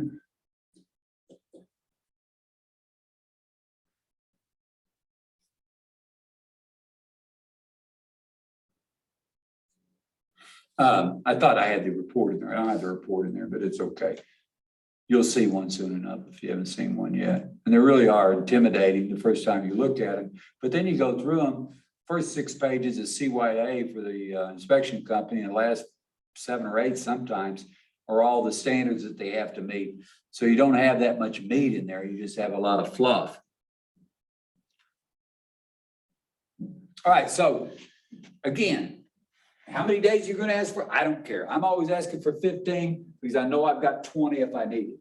And it says if you need a specialist, I don't care what it says. It says you get 5 free days. I'm gonna get 5 free days if I need them. I'm not gonna tell them I need a specialist. I'm just gonna say, hey, we're gonna need an additional 5 days. They can't turn it down. You can send it by email or text, but it has to be in writing. You can't ever just call somebody and say, hey, and the other agent goes, yeah, that's fine. Then you don't have it. Okay, I send it over and then to the sellers. The sellers look at the inspection notice. They can either accept it or they can respond. We hope what happens is exactly what happened here, is that my clients just said, look, we're ready to give them $1,000. So they just signed it and we're done. We're going to closing. But you could counter back and forth 4 or 5 times during what's called the resolution period, okay? That period is 10 days per the contract. It says 10-day resolution period. And a lot of times what the seller will do is exactly like this seller that I was just talking about with that Brian guy, is he waited till day 10 to send it to us. Because he's trying to force us to make a decision really quickly. The best thing to do is, and I tell my clients is, what are you gonna do? Well, we're gonna fix items 1 through 6, but we're not fixing 7, okay? Let's respond. So I like to get it done, right? As quickly as possible. Yeah. I'm not gonna hold on to it. Now, you may have to get bids though, if you're going to make some of the repairs before you make a decision. So that's okay too. But if you go past the 10 days, then the buyer, the contract, not the buyer, the contract is terminated. Right? And it should be in bold, but it's not. But if you look at line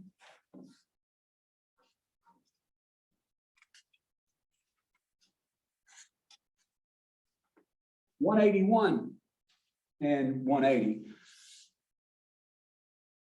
If you can't come to an agreement, blah, blah, blah, money, whatever it is, or this contract will automatically terminate with the earnest money to be returned to buyers subject to paragraph 8. Now look at that. So if you're representing the seller, you better make sure they respond in 10 days, right? And if your buyer's wanting out of the contract, you don't say a word to the seller. You just let it hang, and then on midnight on the 10th day, it's done. You're done. There's no negotiations. Could you revive it with an amendment? Yeah.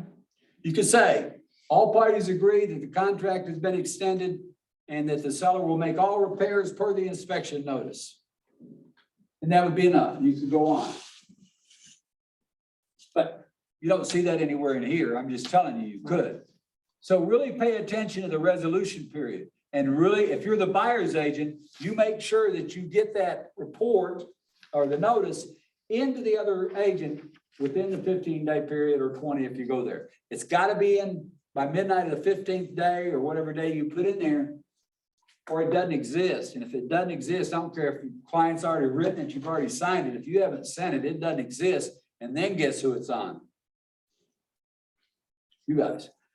Because if your buyer wrote it up and signed it and you didn't get it to the other agent in a timely manner, then really that's your responsibility. So you want to buy a roof or?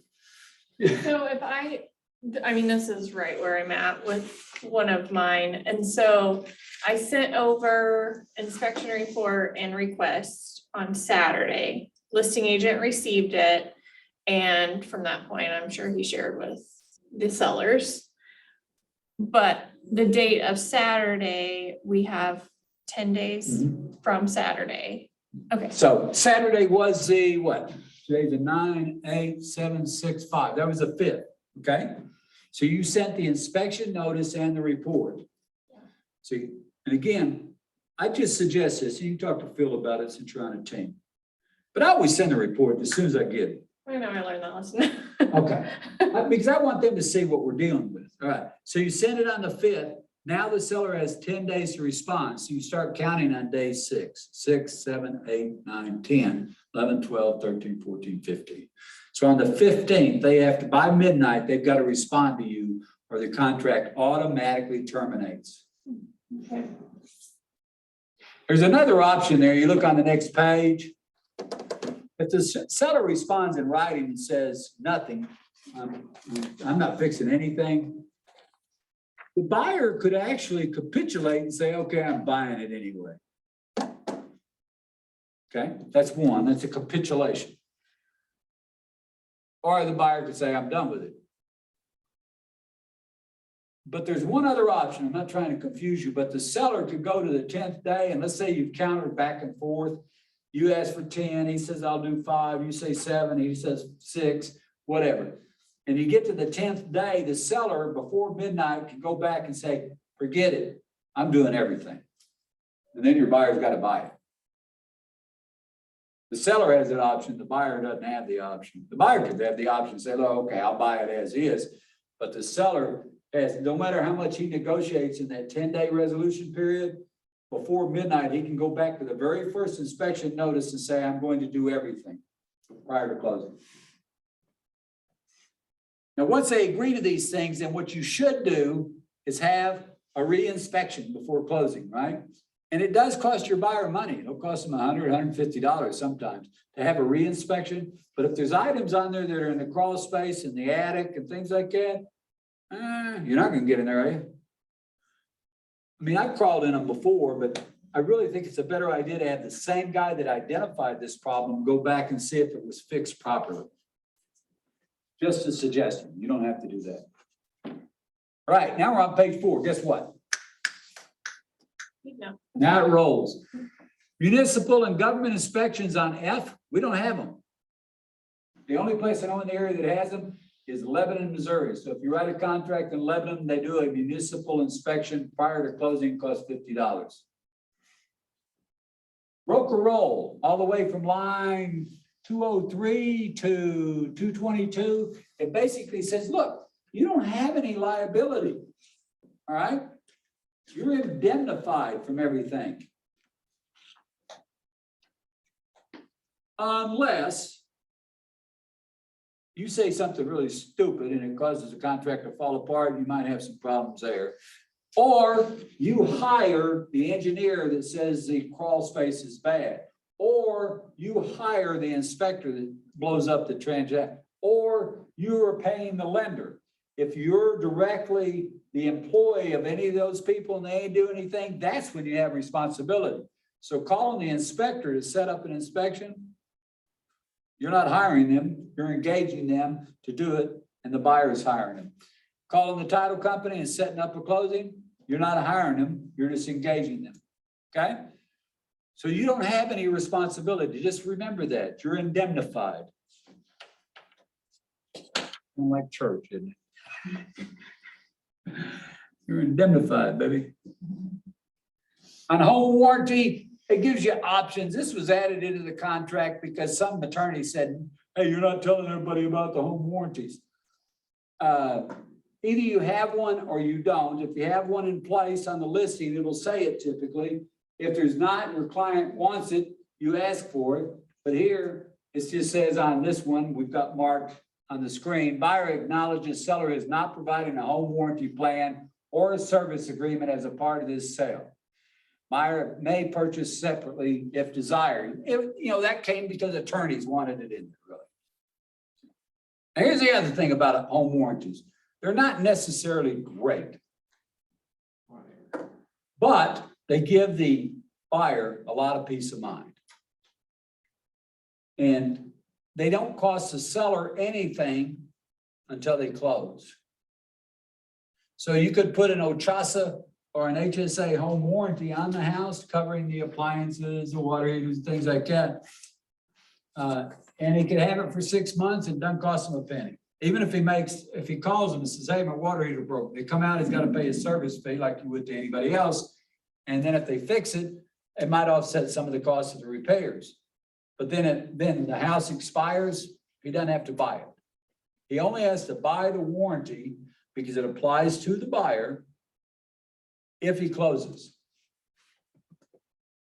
See, it's actually a pretty good idea, isn't it? What do you mean if he closes?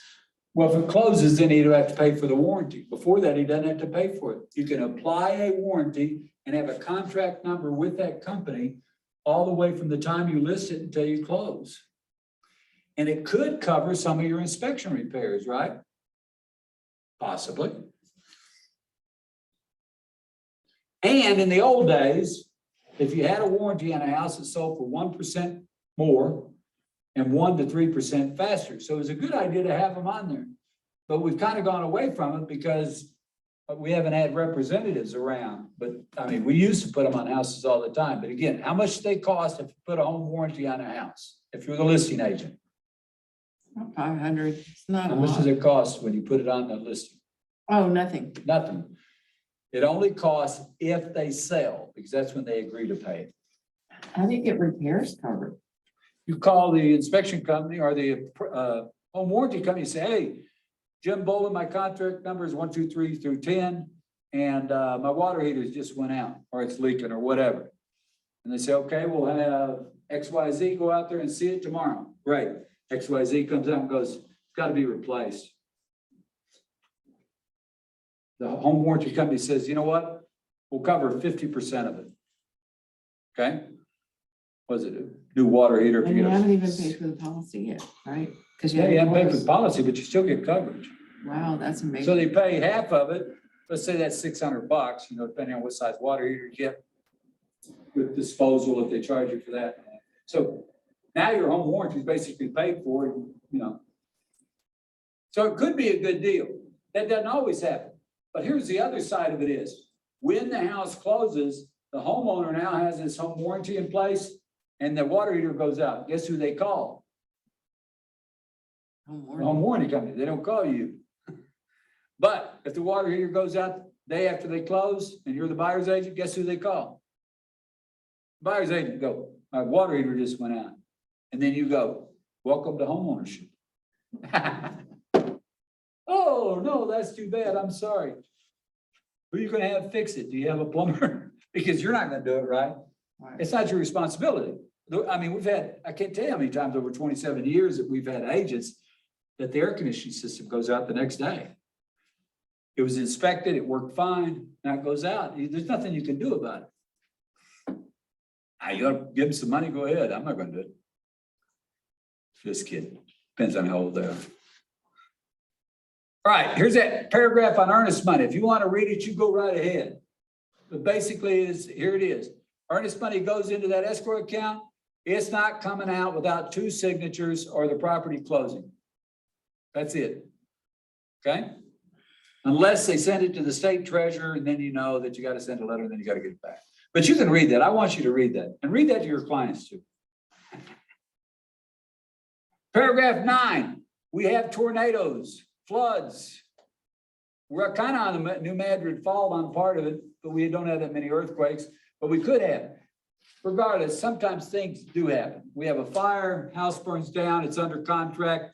The buyer can actually take a check for the amount of the contract from the insurance company. And then he owns the land and the foundation. But in most cases, what they do is they just terminate the contract without penalty. In that case, earnest money better come back to the buyer. But we've had them damaged, and the buyer also says, you know what? I don't want to go forward. It's damaged because a tree fell on it or a tornado hit it or whatever. And then they can terminate there also. That's all of paragraph 9. Okay. We're moving now. Paragraph 10, closing cost. Ignore it. Don't even look at it. Okay? Go all the way down to line 302, where it says, any other expenses or fees associated with the closing, all is approved by buyer's lender. So who determines the closing cost? Lender. Buyer's lender, not you, not me, not the title company, nobody else. It's the lender determines that. You can't charge as concessions, home warranty, title fees paid by the seller, or a brokerage fee if you charge one. You guys charge that? No. You don't? You can though. Everybody else in the company does. I don't do it either. But you can charge a brokerage fee or an admin fee or whatever you want to call it when you list a property or when you enter into a buyer's agency contract with a client. You can charge that if you want to. Nothing wrong with that. I mean, I've been working with this one client 13 months now. I mean, she's trying to buy $1 million property, which is great, but she hadn't bought it yet. I mean, I'm probably out $3,000 or $4,000 just in mileage. I'm not talking about all the hours looking at the computer and, checking stuff out. So would it be a bad idea that I was charging her an extra $250? No, it would be good. I should have got it up front. When I was at the last brokerage, they did, and it wasn't a problem at all. Yeah. Even discussing with the buyers, it was just like, oh, okay. Yeah, I mean, this is a fee we charge. And here's the deal. The commission is split with the company, right? That we get paid. If we're a buyer's agent and Show Me Real Estate just gives us 3% commission for selling their property, that gets split with Keller Williams, right? Unless you're capped. That brokerage fee doesn't. It goes straight to you. I mean, it's just, And a lot of people, in the past, what they did was, they hired an admin, which cost them X, and they charged this fee to kind of offset the cost of an admin. That's just smart thinking. That's all that is. Yeah, no, I mean, first couple, I'm working with the coach. I'm doing the TC. TC, yeah, but we're talking about charging the fee. Right. But that's what I'm talking about. You charge, whether on the list side or this buy side, you charge a fee, there's a commission, which is typically, I always put on the buyer's agency, I put BAF. That's how I'm gonna get paid. Whether it's 1, 2, 3, 10, it's whatever they're gonna pay me is what I'm gonna get. I'm not putting 3 in there because it might be 2.5. And then you get this argument about, you're gonna charge the other, no, I'm not going to. So what's? But there's another blank that says, and this is your brokerage or admin fee that you charge in addition to that. And so a lot of people charge $4.99 or $2.99. It's like signature paperwork. So on a seller's contract, it's called a transaction fee, but on a buyer's contract, it's called It's something not called a else. transaction fee there either. And what? It's not called that either on that kind of contract. Okay, It's just it says there's an additional fee.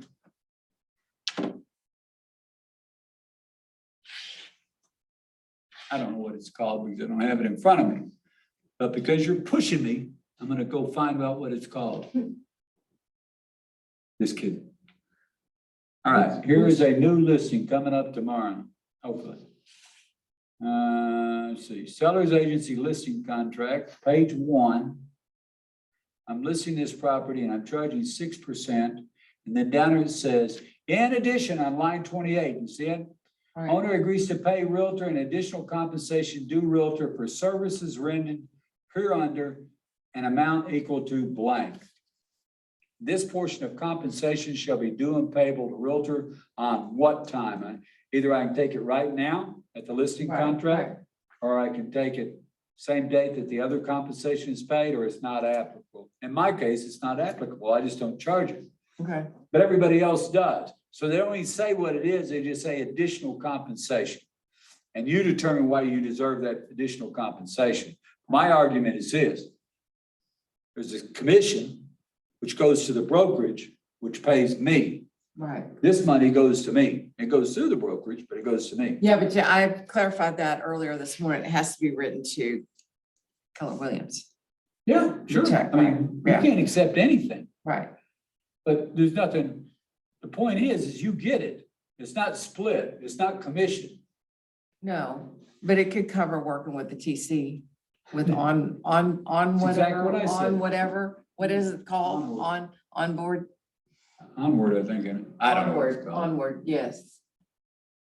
Let's see, where are we? 3D accepted contract.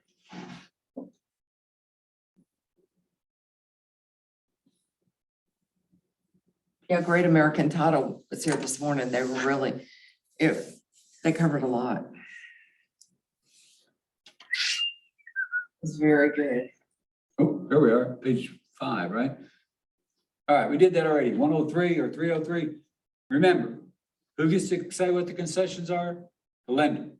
But they can't pay your buyer's agent fee or your seller's agent fee. Right. That has to be separate. It can't be a part of the concessions.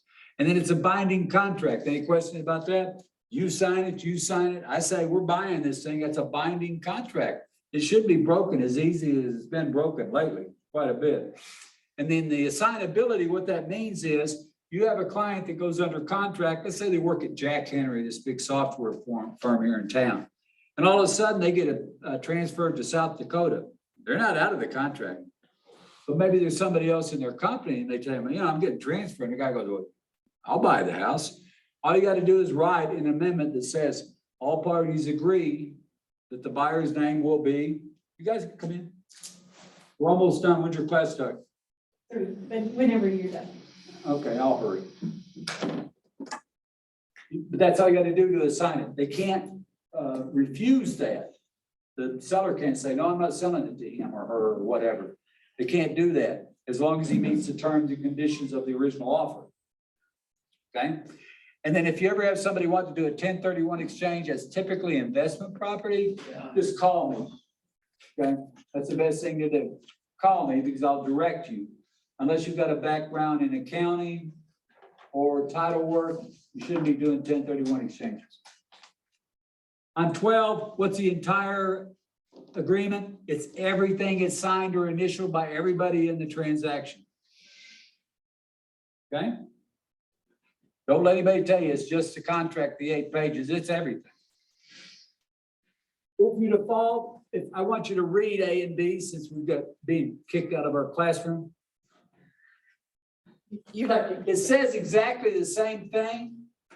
If seller defaults, buyer may. If buyer defaults, seller may. Here's the main thing.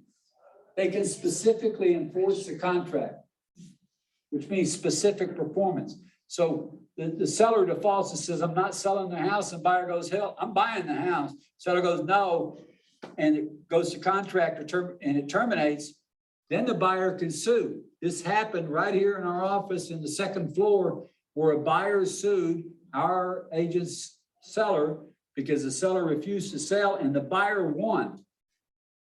And the seller had to sell and move out of their house and pay damages and attorney fees. So is a default a good idea? No, it's a bad idea. So if your buyer ever decides right before they're closing that they want to default, here's my suggestion. You tell them that's a bad idea. My broker taught me that's a bad idea, and here's what you should do. You should offer to your seller or your buyer, you should say, look, your loan's been approved, we're through inspections, the repairs have already been made, go ahead and close. I don't care if you move in the house or not, I'll put it back on the market, and the market's, better. And so I'm gonna add 3%, and I won't charge you anything on the list side. I'll sell it for you free. But you still gotta pay a buyer's agent, and that might be me, but you're gonna pay somebody 3%. But this would be a lot cheaper. Because my broker told me the cheapest one he's ever saw when somebody defaults is $23,000 if they go specific performance. And so if he goes, no, I'm still in default, say, here is Catherine Reed's number. 417-883-5535. She's a good real estate attorney. You're going to need one. All right. Don't default. I always ask my clients, you going to default? They go, no. I said, don't. That's I kind of go through the paragraph. I tell them it's bad stuff. On 15, the seller's disclosure statement. Always check to see if you're the buyer's agent, that there is a disclosure statement. If there's not, check the box B. Now look at this. It gives your buyer an out, which sometimes you want. Because here's what it says. Some agent, like Jim Boland, forgot to post the disclosures online. And so I don't have them. So I need to ask for them. So he's going to give them to me within 1 day. And then I'm going to take 3 days to review them. And if I find something in there I don't like, I'm going to terminate the contract without penalty. Now, how would you like to go back to your seller and say, you know, that contract we had, well, I failed to put up your disclosures, so it's been terminated. Say that's a bad idea. Don't do B, okay? Whenever you list a property, get the disclosures up. Now, the MLS has gotten smart and they require the lead-based paint, but sellers' disclosures aren't mandatory in the state of Missouri. They're voluntary, but they're still saying, I didn't get them or I did get them. And then on C, there will be times that you won't get any seller's disclosure statement.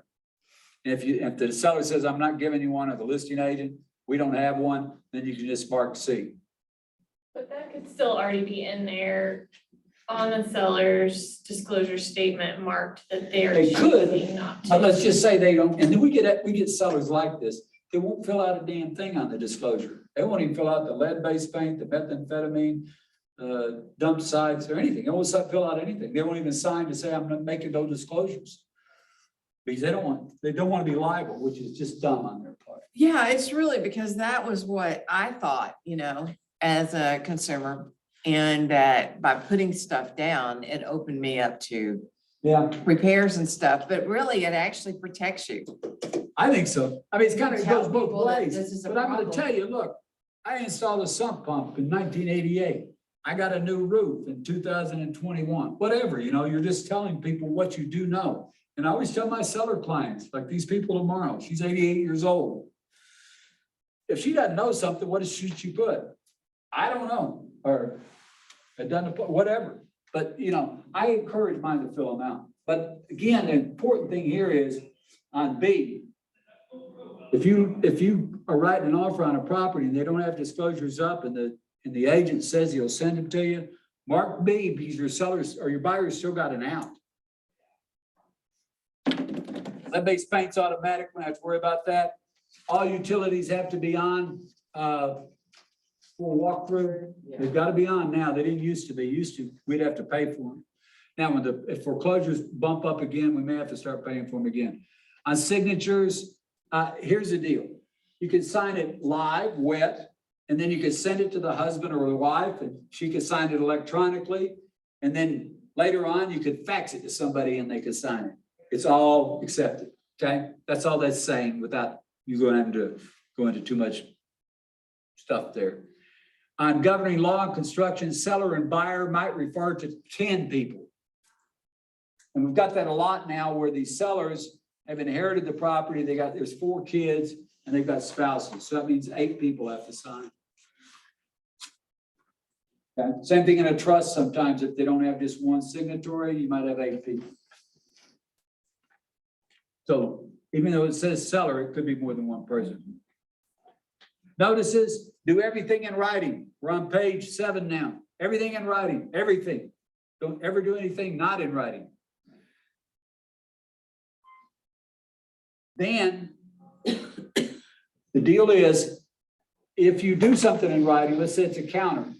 I send you a counter, your client signs it, you need to immediately send it back. Worst case scenario, here's what you do. Take a picture of it with your phone and send it, because it's only valid upon receipt. Well, in our case, in this electronic day, guess what? If I fax it or email it or text it, if it doesn't come back to me, it's gone and it's sent and received. That's when it's valid. So if you had that signed counter sitting on your desk and I got another offer and accepted it, your counter doesn't matter unless I've received it.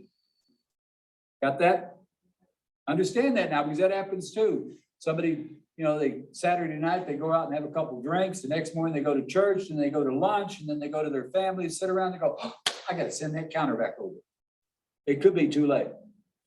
So worst case scenario, shoot a picture of it and send it that way. On the riders, we talked about the government loan rider for sure. And then we talked about the 2 contingencies, one for the sale of the buyer's property, one for the closing. On special agreements, look, you can put anything in special agreements.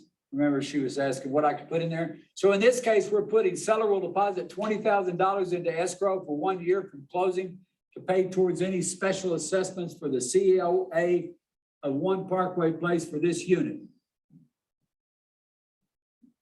Okay? They put that in there because he's afraid that they're going to have to do something to the exterior of the building and that it could cost millions of dollars. Well, there's hundreds of people in here and their portion would be X, but he's limiting his exposure to 20,000. And then if nothing happens, no special assessments within the year, then he gets the 20,000 back. And what if it goes over that? I just said that. He's limited. Oh, his it is exposure. limited. Okay, got it. Sources of brokers' compensation on 24. This buyer agent is getting paid by the seller, and she must not be charging a buyer's fee. If you're charging a buyer's fee and you write this offer, then you need to mark both boxes. MREC wants you to do that, so they know that the seller's paying commission and the buyer's paying you a fee also. On brokerage relationship, if you're representing the buyer as a buyer's agent, then you are a buyer's limited agent on 422. And also on 428, you are a designated agent. You should have both of those boxes checked.